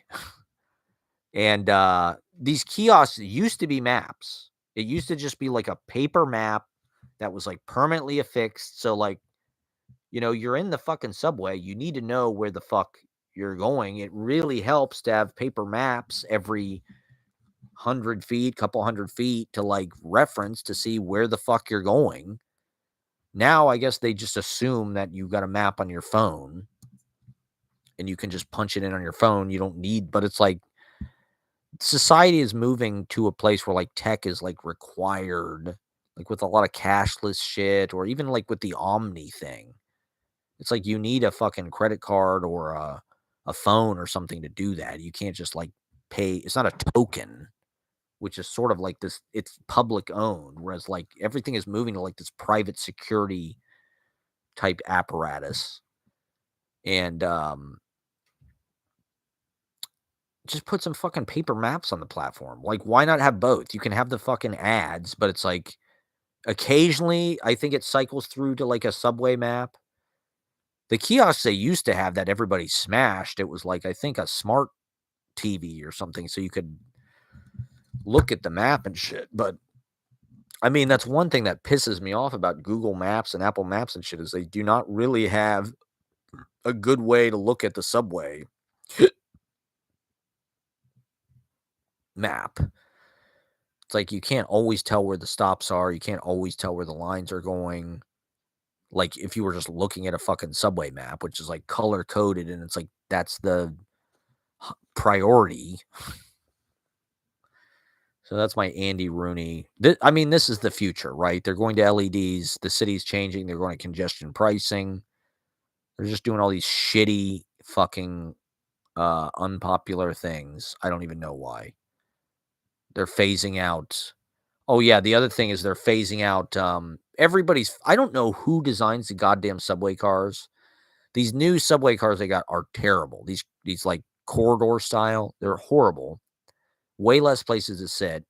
Everybody's favorite subway car, I'm sure we can agree, are the orange and red seat one, where you have, and this is one of the things that I'm very lucky about where I live, and kind of one of the things that makes it, a nice place to live is like the train that I take, the Q, has cars like this. I don't know what they're called, but it's the orange and red seats where you have the seats that are perpendicular to the window. So you have 3 seats next to the door, which are parallel like normal, but then you have like 4 seats that are perpendicular to the window, so you can sit and look out the window. That's what I do. That's what makes it bearable for me to take the fucking train 40 minutes each way anytime I go anywhere. Is I always get one of these seats because I'm like way out on the fucking train. There's hardly anybody riding.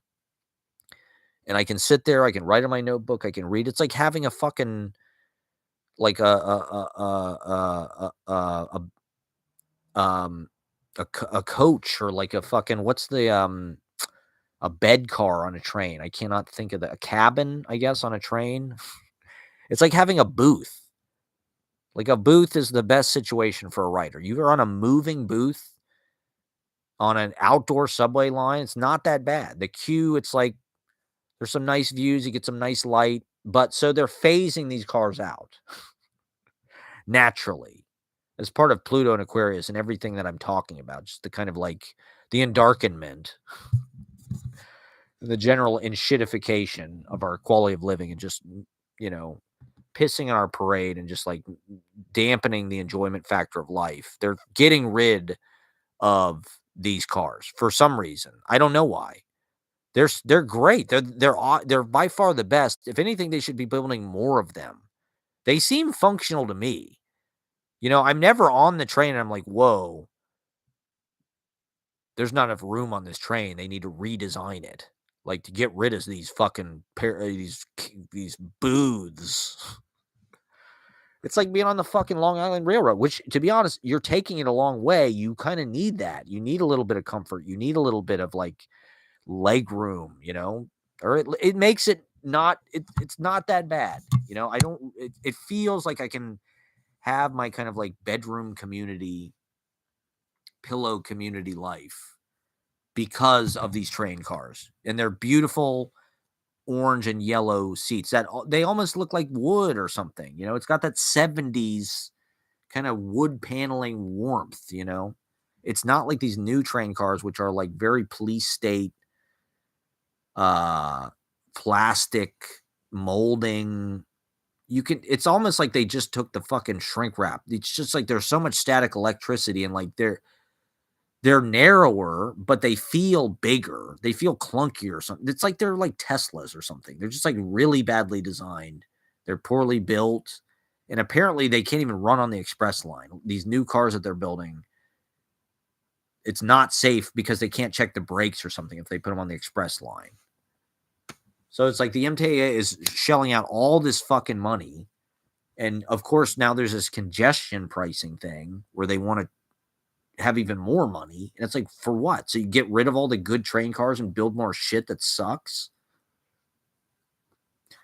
I guess that's par for the fucking course for the MTA. But stop the congestion pricing, stop the LEDs, stop the fucking steel. Stop Kathy Hochul from taking away our precious Q train cars, which are perfect. They're perfect how they are. They're absolutely perfect how they are. That's one of the reasons why we moved to New York, because of shit like that. Because there actually was good design here, believe it or not. That's one of the reasons why New York is the greatest city in the world, or why it's an example to the world. Because there was good design here. Now we just like follow a bunch of European shit. It's like, oh, what'd they do in Denmark? Oh, they got a bunch of bike lanes. Okay, we'll do that. They got city bikes. What do they do in fucking Sweden or Finland? Oh, they have city bike things. Oh, we'll do that here. New York used to be just like the most comfy, functional fucking place. And it's just becoming, not that it's not great. It's still great. I mean, it still is, definitely preferable and still comfy comparatively. At least we're not in some kind of self-driving fucking car or something. But I pry my fucking Q train out of my cold, dead fucking fingers. And for God's sakes, put some fucking paper maps in the subway. Not everybody has a goddamn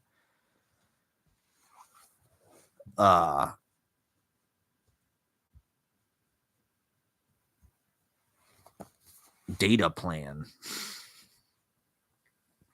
All right. This is called My Treat.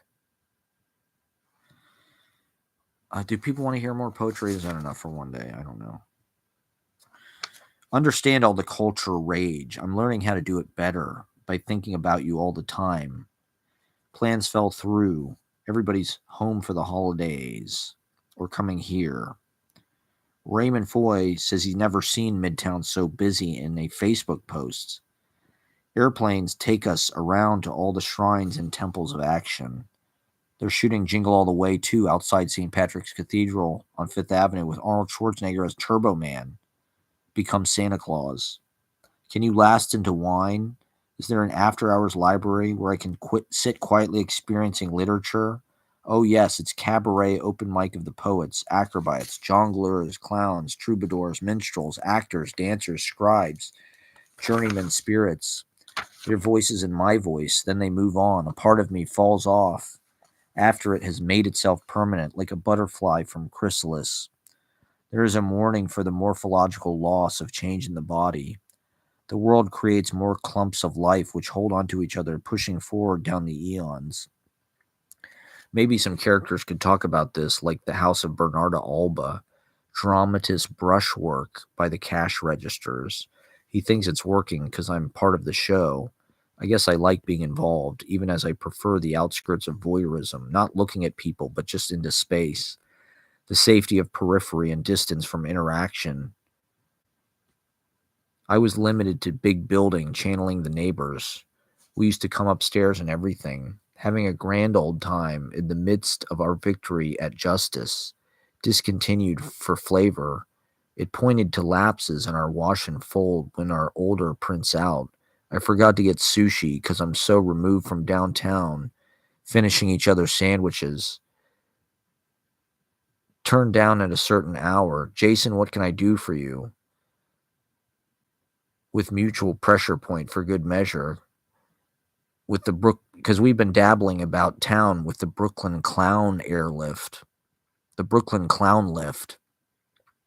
I hate it when people correct my pronunciation, but we live in the age of indignation and nitpicking at the perception of being slighted by systems of power we took as a given until the internet unchained all points of view, and suddenly fringe opinions grabbed attention in ways the truth could not.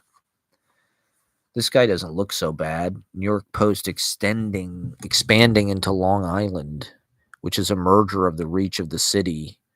The affluent cycle through environments and locales to suit their use and pleasure. Urban, I think I did read this already. Didn't I read this? I think I read this. All right, well, I'll just do a half hour more of talking. That's enough fucking poetry. I don't know. There was something in this that was like relevant. Okay, well, anyway, let me just do one more half hour. Just one more goddamn half hour streaming. What the hell else? Let me check my notebook. Maybe I should just start playing some video game or something. People would like that, wouldn't they? They started streaming Fortnite. I'm going to play Fortnite, guys. All right, well, anyway,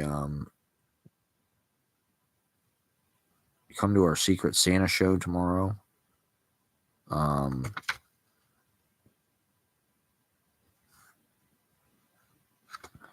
It's Christmas all over again, everybody. I saw the Rizzler was on Fox Business. Is the Rizzler going to get a cabinet position? What's the Rizzler's post going to be in the new administration? In the who knows what's going to happen, everybody. But just we're anchored to poetry. We're anchored to each other. We're having a great time. Ashley's killing it on the West Coast. Her reading, I encourage people to watch her reading. Adam S. was there. Shout out to Adam S. That's where he told me I need to turn my chat back on. This hasn't been so bad. I don't think I had really that many less viewers because I had no chat. This has been pretty good, actually. I've had a good amount. Thank you guys for tuning in. It's Ashley. People like the sound better with the microphone. Is this a better audio quality? Maybe. I feel like now people will take me a little more seriously because I have an external mic like Hassan Piker or Stav or any of the pros. I mean, I don't have the same mic that they have, but it's a step in the right direction. It's better than just the little chintzy MacBook like sound pinhole that's there. But what the hell was I just saying? Something important. I was addressing some important thing that I needed to address.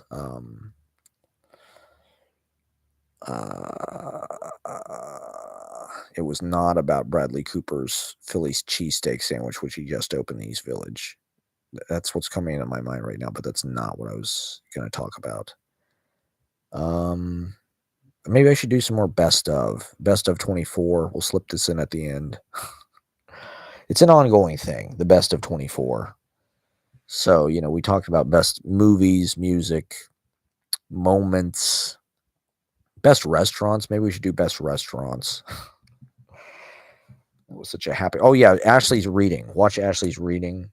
She live streamed it on her YouTube account for the fans of her vlogs. Julian Poirier, Ashley, and company did a great job. I encourage everybody. Why aren't more people doing that? Why aren't more people live streaming their readings or posting them to YouTube? Or I saw 192 Books does. I just followed them. People are starting to get more and more. Bookstores are starting to do it, but before they take it away, probably in 5 to 10 years it'll get corrupted somehow. But where are we going to migrate our YouTube to when it's when it gets shut down by the government or something? When Dogecoin interferes somehow, or Doge, whatever the fuck it is. Doge Department of Government Efficiency, fucking assholes. Department of Gagging on Elephant Cock.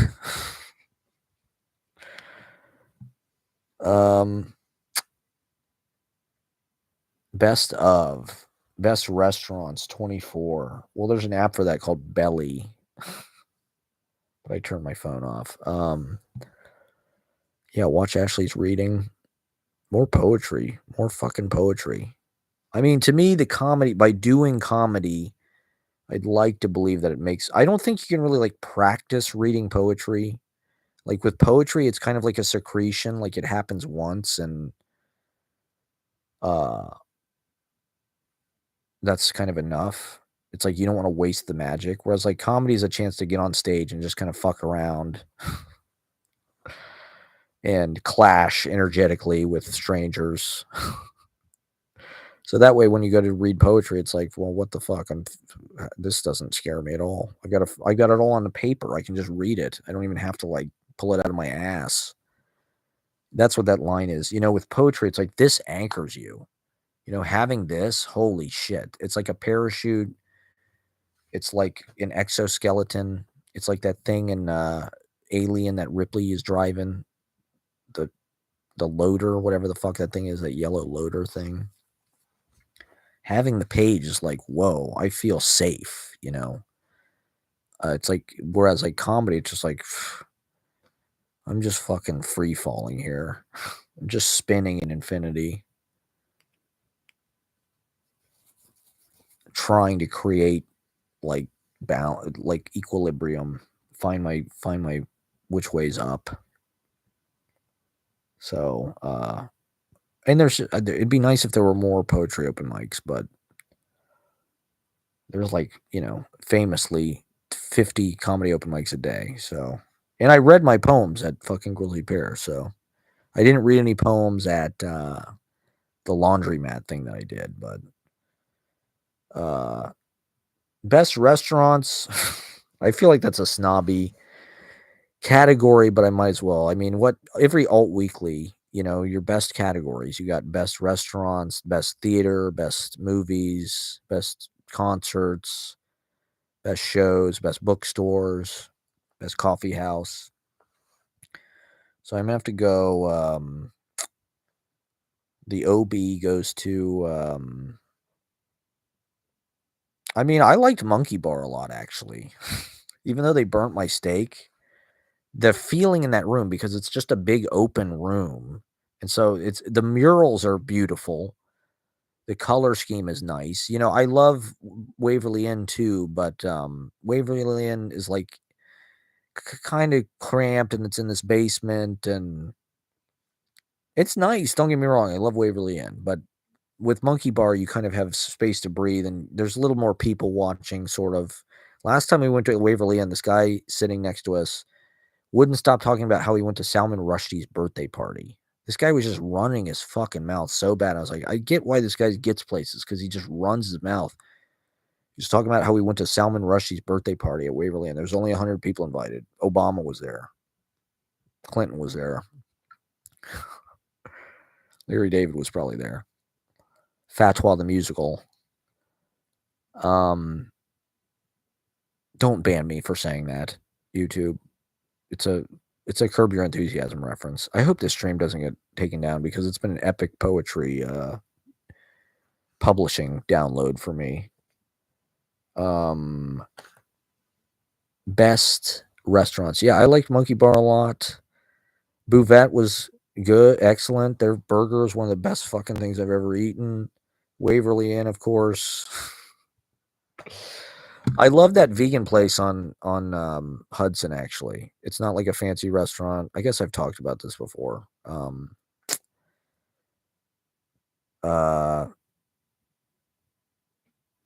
Yeah, I don't know what else. Best cuisine. Nothing. I haven't really been that lucky, to be honest.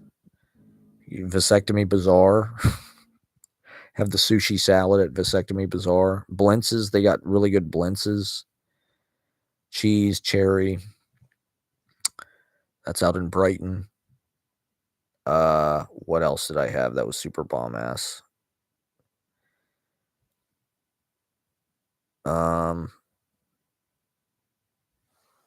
Well, everything. I mean, to be honest, Ashley is a great cook. Everything Ashley makes is fucking pretty phenomenal, I gotta say, actually.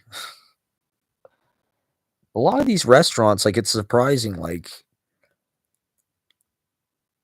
it's not that they're bad, but it's like the food is not necessarily anything where you're like, "Oh my god, that's the greatest thing ever." Some place, like I said, that burger at Bouvette, holy shit.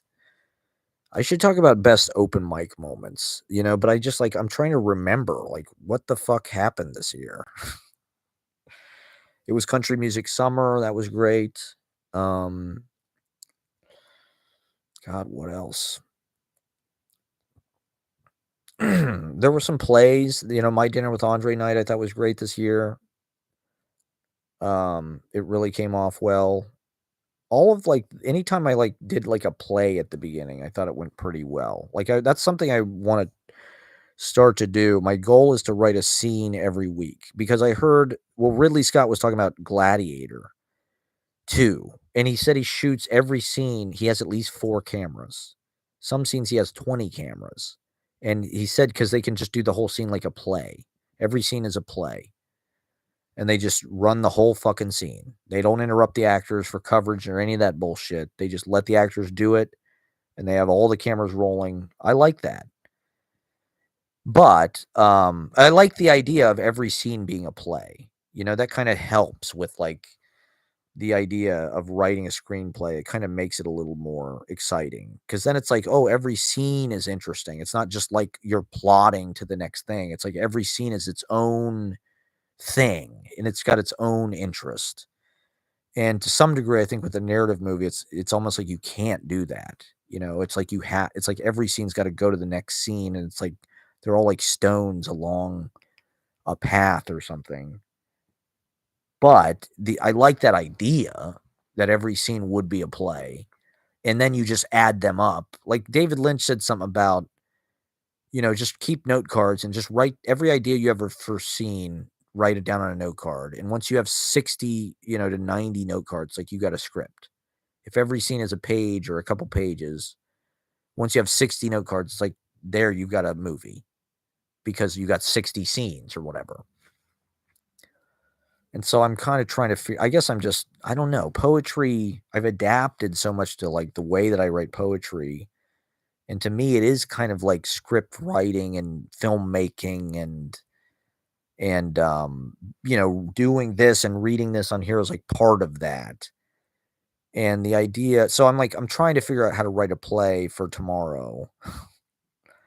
But then it's like, who the fuck am I going to get to be in it? And, it's like, uh, but it's a goal for me for 2025, the big year is like, if I could write a play every week or like write a short scene, because I don't know, that stuff has kind of been fun to do at the open mic. And, then it could like add up, if they all add up to something every week, not that I've ever actually been able to like actually be that methodical or programmatic about my process. I'm not really that, I'll make plans like that, but I don't know. It just has to be kind of always happening. With poetry, it's and with this and with the vlogs and performance and stuff, it's kind of I'm geared to that where it's just like you're constantly in this mode where you're creating, where you're generating poetry, where you're thinking of things to talk about, bits, not necessarily comedic bits, but more just kind of like philosophical or like lifestyle bits, things you notice, things you want to comment on. Like me, I'm a consumer advocate. That's why I talk about the subway and these train cars and the LEDs and all that. That's like local alt weekly. We're like a one person village voice here. Record reviews. Um, I don't know. Best places in New York that you gotta go that, like, maybe I discovered this year. There's actually some cool shit on the Upper East. I don't know. The Upper East Side, the Upper West Side get really slept on. There's, like, this cafe somewhere up there. I didn't stop there, but, like, I think it's, like, a bank or it's, like, some kinda clothing store, but it's, like, they have a street cafe. It's, like, on Madison and, like, 86th or something, 90th. It's kinda far up there, but, the Met being open late and the Met roof, you gotta do that. That's another Upper East Side thing. They're open late on Friday and Saturday. So me and Ashley went a couple times. We went to the roof. And it's kind of just the best time to go because I don't know. The museum always closes so early. It's like I usually don't get there till 2 or 3. And it's like they close at 5, 5:30. It's like a lot of shit closes way too early. It's like, to be honest, I can't even really start writing until like midnight or something. It's like it's just so much easier to write late at night. There's just certain things that it's like I was saying with the 24-hour coffee houses. There used to be this place in Columbus, La Travona. It was on High Street near Fifth Avenue. I'm sure it's gone, but it was literally 24/7. And it was like a, Vienna style or whatever that means, coffee house in Columbus, Ohio, in the short north. And it was like you literally could go in there any fucking time, any day of the year, and they were fucking open. Like, where do you find that anymore? About the only place is like Donut Pub. Donut Pub is open super late. They're not 24 hours, but like, I don't think they are. Maybe they are. Taco Bell's open late. It's sad. That's been a lot of the fucking food I've been eating. Wendy's, Taco Bell. At Wendy's, you can get a burger and a lettuce bun. They will give you a junior bacon cheeseburger with the lettuce bun. That's one reason why I go. It's not that bad. You get chicken nuggets, you get fries, and a burger on a lettuce bun. Compared to some of the shit that I've been eating, it's not too bad.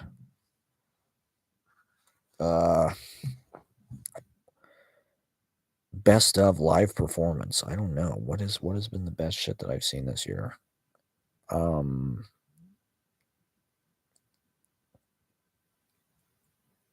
Maybe I'm just so desensitized to it. All of Billy Lamont's performances, all of those readings were super fun and great to do. I had a blast. And Philip, that garden reading, Philip's reading in that garden was pretty dope. Ashley, of course, her reading in the fucking San Francisco was pretty cool. What else?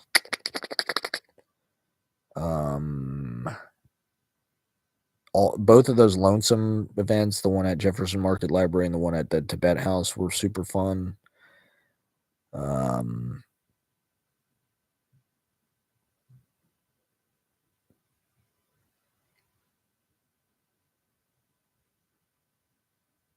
I mean, the Christmas show. We had a couple great shows in a row the last couple weeks. The Christmas show was phenomenal.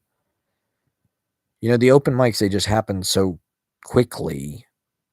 And I guess maybe they all kind of blur together. Or,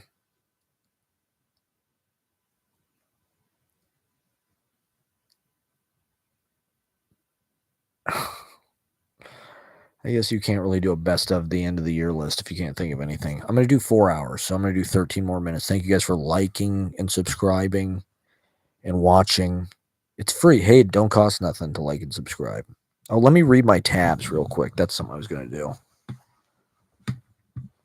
See, this is supposed to be just like an example of creativity in action. It's informal, it's spontaneous. Okay.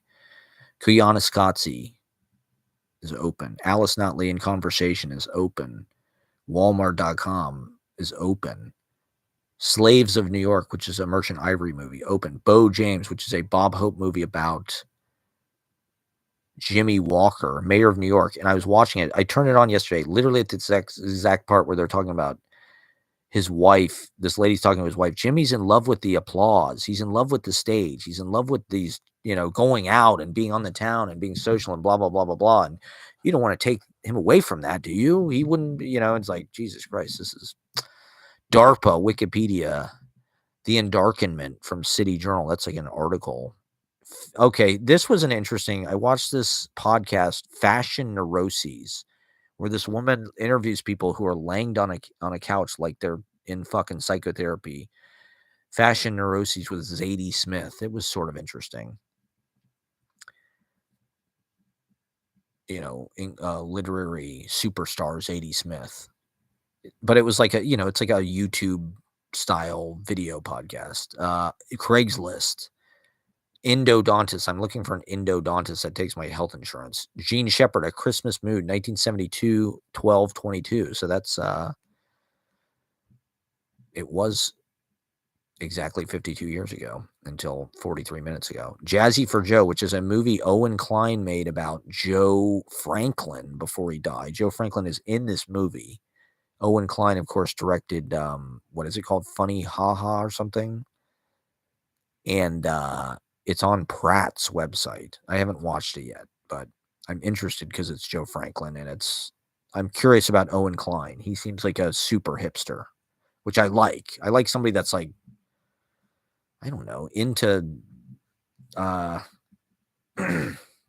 there's like a difference between like being a Comic-Con fanboy who's like a cultural obsessive and like the way that people used to be like hip, like what it used to mean to be hip, like just knowing about, I don't know, underground movies or Robert Downey Sr. movies or Babbo 73 or, Crumb Comics or Joe Franklin, right? I don't know. It just used to mean something different to be hip. And now it's like the way the internet exposes information and kind of turns it into this like crystalline, bright, like, but kind of like blue, putrid light of like the internet. It's just not the same as like the hipster kind of like cognoscenti, auto shrunken head, I don't know, 90s kind of freaky alt counterculture, right? It's like the counterculture just kind of like got just totally vaporized by the internet. It just got totally sucked up and sort of made banal and kind of like mainstream. Good old Grateful Dead cast. Robert Hunter's The Silver, I forget what his memoir's called, The Silver something. Nymphet alumni. 6 Months in Manhattan, which is I think Philip Lee Diab's vlog. It's pretty good. On Cinema at the Cinema, the entire show on YouTube. DentaQuest, Health First, Member Portal, Gmail, and YouTube Studio. I guess that's not that interesting. I don't know. I think you can tell, like, you could write a complete biography of somebody just like of their tabs. It's just like it's all in the tabs. I am my tabs.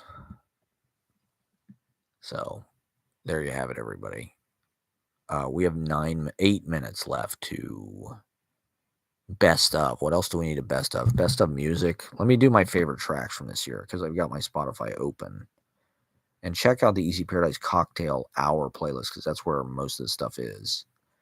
But the songs, I mean, my Spotify rap was it's always kind of incomplete. It doesn't really tell the whole picture.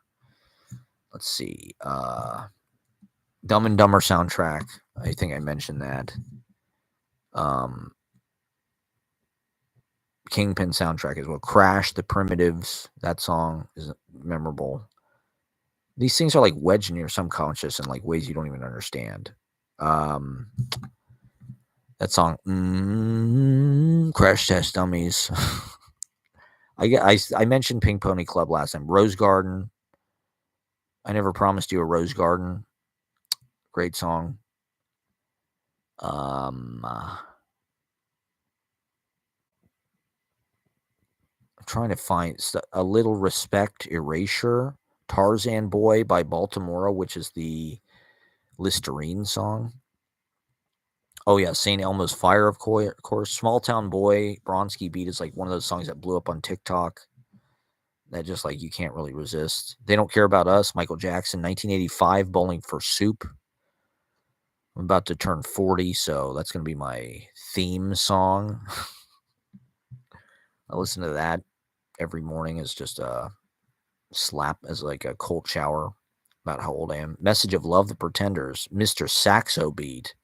Remember that song? That song was fucking everywhere in 2012. At least in New York. Speaking of which, Everywhere Fleetwood Mac. Yellow Rose of Texas, Mitch Miller. Sublet Basement Blues, Willie Phoenix. Pumping on Your Stereo, Supergrass. There She Goes by The Laws. Why You Want to Break My Heart by Crucial Taunt. Sunset Driver, Michael Jackson. Family Affair, Mary J. Blige. Gypsy, Fleetwood Mac. Spice Girls, Forever. I've always loved the Spice Girls. Rack City, bitch. Rack City. Sherry Lady, Modern Talking, another TikTok song. Nelly Furtado, I always love Nelly Furtado. Kokomo. I think Kokomo is only appreciating in value. Music is sounding more and more like Kokomo and less like the good Beach Boys songs. For better or for worse. Probably for worse, but it's like yacht rock, basically. Godzilla, Blue Oyster Cult. Nasty, Janet Jackson. Christmas Wrapping, The Waitress. This is my Paz and Jop list, everybody. This is Matt Proctor, Paz and Jop. Tier list. Goodbye Stranger, Supertramp. Thanksgiving Theme, Vince Gulardi. All the Things She Said, Tattoo, which was in Anora, of course. Give Me Just a Little More Time. Chairman of the Board. The Goonies Are Good Enough, Cyndi Lauper. Don't Sleep on the Goonies. Oh, maybe the song of the year. Here's Where the Story Ends by the Sundays. Great song. The whole Harry Shearer Trump album. Okay, now that we've kind of built up our tolerance to Trump and we're just kind of like immune, or we think we are, I don't know. We've assimilated the toxicity. Listen to the Harry Shearer. It's called The Mini Moods of Donald Trump, I think. And there's actually some pretty amazing music on it. It's an entire album he did, I think, during the pandemic from Trump's point of view. And the songwriting is very jazzy. And prog, it's like prog jazz. And it has almost no views. You know, like not even 10,000 views on any of these fucking songs. I Want to Be Yours, John Cooper Clarke. More great poetry music. Everybody's Making It Big But Me, Shel Silverstein. Make 'Em Say Master P with Silk the Shaka. Girl on Fire, Alicia Keys. Brandy by Looking Glass, You're a Fine Girl. Stone Temple Pilots, one of my bands of the year. I've been listening to a lot of like 90s butt rock for some reason. Stone Temple Pilots are like, because they were such a big part of my youth. That was really before music really got co-opted in corporate. Stone Temple Pilots were like sort of one of the last real guitar acoustic kind of like bands. We Bring the Boom, AJ and Big Justice. You gotta go with the Costco boys. Okay, I'm sorry. You just have to accept it. Hey Jealousy by the Gin Blossoms. These are my songs of the year. Joe Cool, Vince Gulardi, One Night in Bangkok, Gary, Indiana, Robert Preston. Tried and True by Ween. Watermelon from Dinner in America. John and Jane Q. Public. The you love to hate it. It's like a Dinner in America is just, I don't know. I hated it so much, but it is what it is. Don't Go by Yazoo. Incredible song. Do yourself a favor. Put on Don't Go by Yazoo right now. I guarantee you it's the greatest song you've ever heard. If I'm wrong, I'll give you your money back. But it is. Yazoo, Don't Go. Greatest song you will ever hear. That's a guarantee. Dipset Anthem. Probably my song of the year. Far Behind by Candlebox. That song was in Eastbound and Down. And for some reason, I don't know, it's just endlessly, infinitely funny to me. The song Far Behind by Candlebox. There's nothing like more.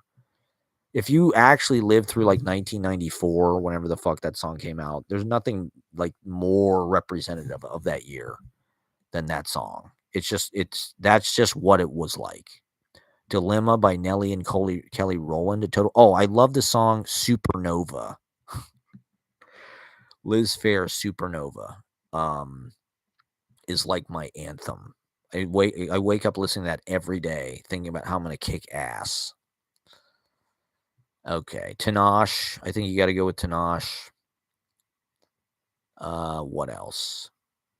Pavement. Harness Your Hopes. Summer Babe. Winter Tears. Is that what it is? Pavement. Jonathan Richman. Forever.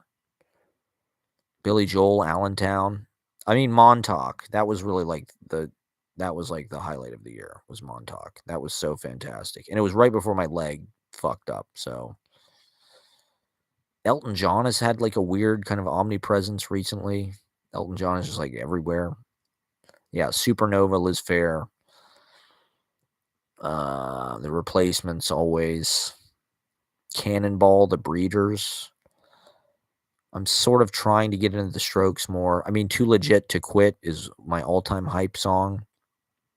Put on Too Legit to Quit. That shit will just fucking kick your ass immediately. I thought Hosier's cover of Fairy Tale of New York was terrible. It is not good for his range at all. He's got a deep voice, and women just want to fuck him because he looks like Bigfoot. He's like if Jason Momoa was a fucking acoustic guitar bro. Cake, the band Cake. I think I've been revisiting. Opera singer. They have some bops. Guitar Man by Bread. Frank Sinatra by Cake. I mean, Weezer, of course. Weezer Christmas album was a new discovery. The Weezer Christmas album, unsurprisingly, slaps. Back in the Country by Roy Acuff. I mean, I guess I like Sabrina Carpenter, but I don't like her as a person. She seems really just like annoying to me. But I mean, those songs. Oh, Goo Goo Muck. I think Goo Goo Muck is absolutely one of the songs of the year. At least in my fucking neck of the woods. Goo Goo Muck by the Cramps. I got to get more into the Cramps because if Goo Goo Muck is any indication, it is really a fucking good song.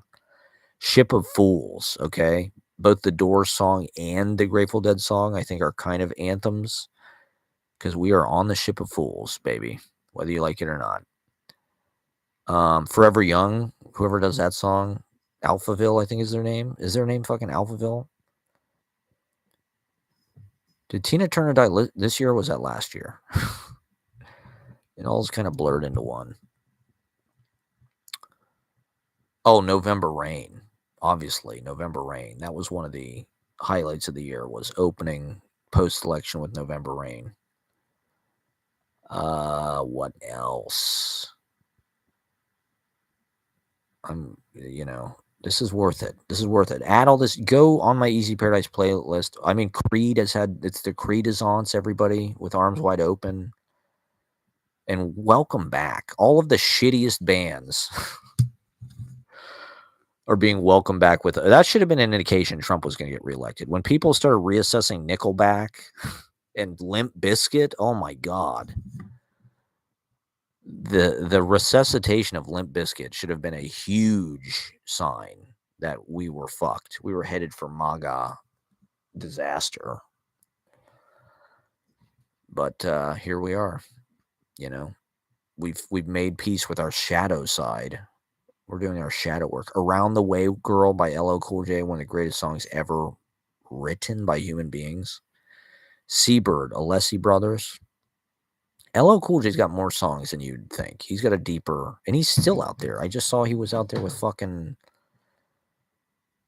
Jimmy Fallon, and here's going to be my most controversial take. Okay, here's my most controversial, hottest bag of shit of a take is that I think Jimmy Fallon's Christmas album is actually kind of a good idea. I mean, he's such a like commercial plastic kind of like shill as it is, and I don't know, that's kind of what he is. He's like Mr. Old-fashioned, work for NBC company man. Totally, he's Jay Leno. He's the new Jay Leno. Jimmy Fallon is the new Jay Leno. He doesn't look like Jay Leno, but he's Jay Leno. And I think his Christmas album is actually kind of good in a way that I don't know. maybe I just have a lot of bad taste. Our Friends Electric, Gary Newman, great song. Our Friends Electric. Our Friends Electric. Baby Come Back by Player.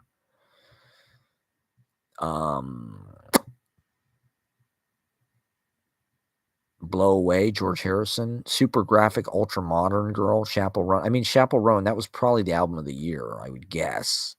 I think McGee is great, but I think he's a little overrated. Like, McGee really just sounds, it's not really a new sound. Everybody acts like he's like this. It's like, it just sounds like Phil Collins in the 80s, really. You know, it's like, it's in the way that you use it. It's Clapton and Phil Collins. It's like coked out studio, softcore. Easy Lover. It's like Easy Lover. You know, McGee is like 75%. And Easy Lover's awesome. And McGee is cool. Vaseline, Stone Temple Pilots. Almost Paradise. That's the official Easy Paradise theme song. Almost Paradise from the Footloose soundtrack. Let's see if there's anything else I want to talk about before I get off here. I'm just wrapping this list up. This is my best songs 2024. Baby Baby, Amy Grant is forever a classic. All-time favorite, one of my all-time favorite songs. I think that's pretty much Party's Over by Chet Baker. Chet on Poetry from the album Chet on Poetry. I gotta throw some Jim Belushi on. I'm just trying to name shit that's sort of like new to me. Like all these songs are kind of like new to me. Where Have All the Flowers Gone? The Kingston Trio. Like these aren't necessarily new songs, but like they're songs that like maybe I've found and was like, oh, this is pretty up. Teenage Dirtbag by Wheatus. You know, a lot of this shit's on TikTok, obviously. That's where everybody discovers everything now. We all have brain rot. We're all melting cerebrally because Goodbye Horses, of course, by Q Lazarus. Best of Both Worlds, Van Halen. Life is Real, Most Def.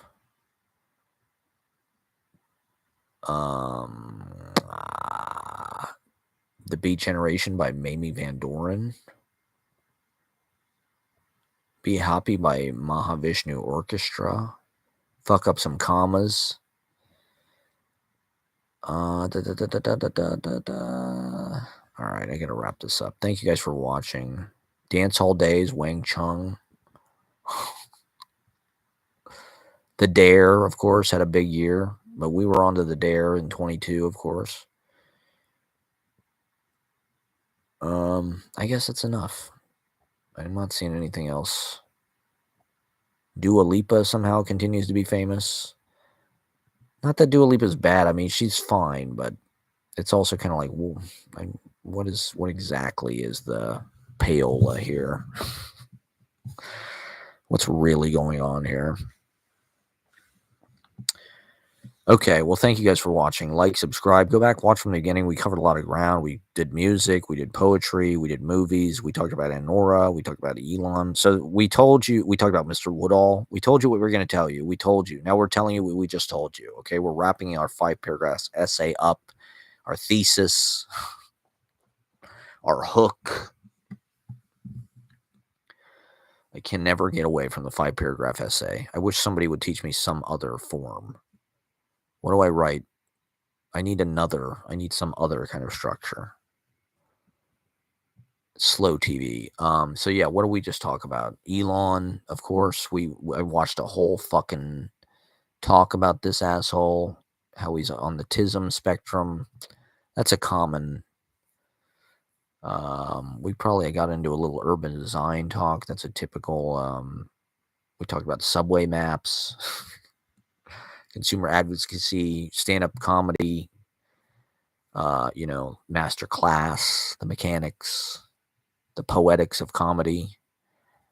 We talked about, upcoming gigs. I'm doing tomorrow night is Christmas all over again. It's Christmas Eve. It's our do-over. It's our ditto. It's our mulligan stew. And then Friday at Francis Kite Club. And then 30th is our New Year's Eve mic, which that one will be a big gala blowout. And then I've got to get back to literally every single person who has messaged Easy Paradise on Instagram about the open mic, because I had a lot of people asking me last week to sign up, and I needed a week off, and I was going to take tomorrow off. I can do the show, but I just didn't want to do Instagram. I just needed some time off from fucking Instagram and just that whole posting every day and DMing every fucking day. This is my meditation retreat. Like I said in the poem, this is my home meditation retreat. It's my home kit. And so I'm just trying to spend time getting in touch with the internal world and my books, channel from source, do our solstice ritual. Human beings are meant to just rest in the winter. It's nice to go out and do a show every couple days, every other day or so, and do this. I mean, this is a great way to stay in touch and to keep entertaining, keep making content, keep making art, even though it's cold and nobody might, if you don't want to go anywhere, just, hey, pop me on the old wall screen like Bruce Holiday. Shout out to Adam S. Bruce Holiday. I hope you're out there. What a show this has been, everybody. We touched a lot of subjects. Brighton Beach, vasectomy bazaar. Apparently, Luigi and Puff Daddy are in the same jail in Brooklyn. So once again, New York City, everything happens here. Trump gets indicted. P. Diddy's in jail here. Mangione, Epstein. It all happens here. And we're right in the middle of it, and we are trying to be light warriors and do things for good and spread easy, high standard, high caliber performance and poetry studies for everybody. So come on out tomorrow night to the open mic. It's going to be a hot show. I already can tell it's going to be packed. Or I don't know. Hopefully it'll be packed. Hopefully people come out. And then Merry Christmas, Happy Holidays. I don't know. Maybe I'll do a Christmas Eve live stream. I'm sure my family would love that. I love everybody. I miss everybody. I'd like to be home. I mean, I do have a lot going on, and I mean, the thing about doing New Year's Day is it just comes back so hard right on New Year's Day, and I got something the 30th, and so it's I'm going to try to go home in January. January, I'm actually surprisingly open, I think. It's just the holidays, there's this big push, and it's money, to be honest. If I had so many people asking me about the open mic last week that I'm just you know what? It's an opportunity to make money. I'm here, and if people want to come out, and why not do a fucking show in New York City and get paid on Christmas? We'll have a great time. They just did Saturday Night Live 2 days ago. So New York, like I said in the poem, New York, it's peak New York City. New York is a great place to be during Christmas. It's kind of the home of Christmas. And as an entertainer and whatnot, a ritual kind of ceremonial shaman type person, it's nice to be able to be here and to do performances and make money and spread poetry and higher awareness and anything and just attention, giving everybody a chance to be seen and admired and to show off their feathers a little bit and their plumage and whatnot, and to strut and preen. So that's what we're going to do. And I don't know. We'll figure something out. It's husbands. We're having a nice, getting around the city as much as we can, trying to show face and, have dynamic celebrity drop-in appearances. Thank you guys for watching. Go back and watch from the beginning. How's that audio? Is that audio good? Like and subscribe if you like that audio with this new mic. Go back and check it out from the beginning. I'm going to get off now because it's late and I got to get ready for bed. So we'll see you tomorrow night at the Red Room. DM me to sign up. I'm about to get back to all these messages awkwardly at 1 o'clock in the morning. So it's time to go to work, everybody. All right. Thank you for watching. Good night. God bless. God bless us, everyone.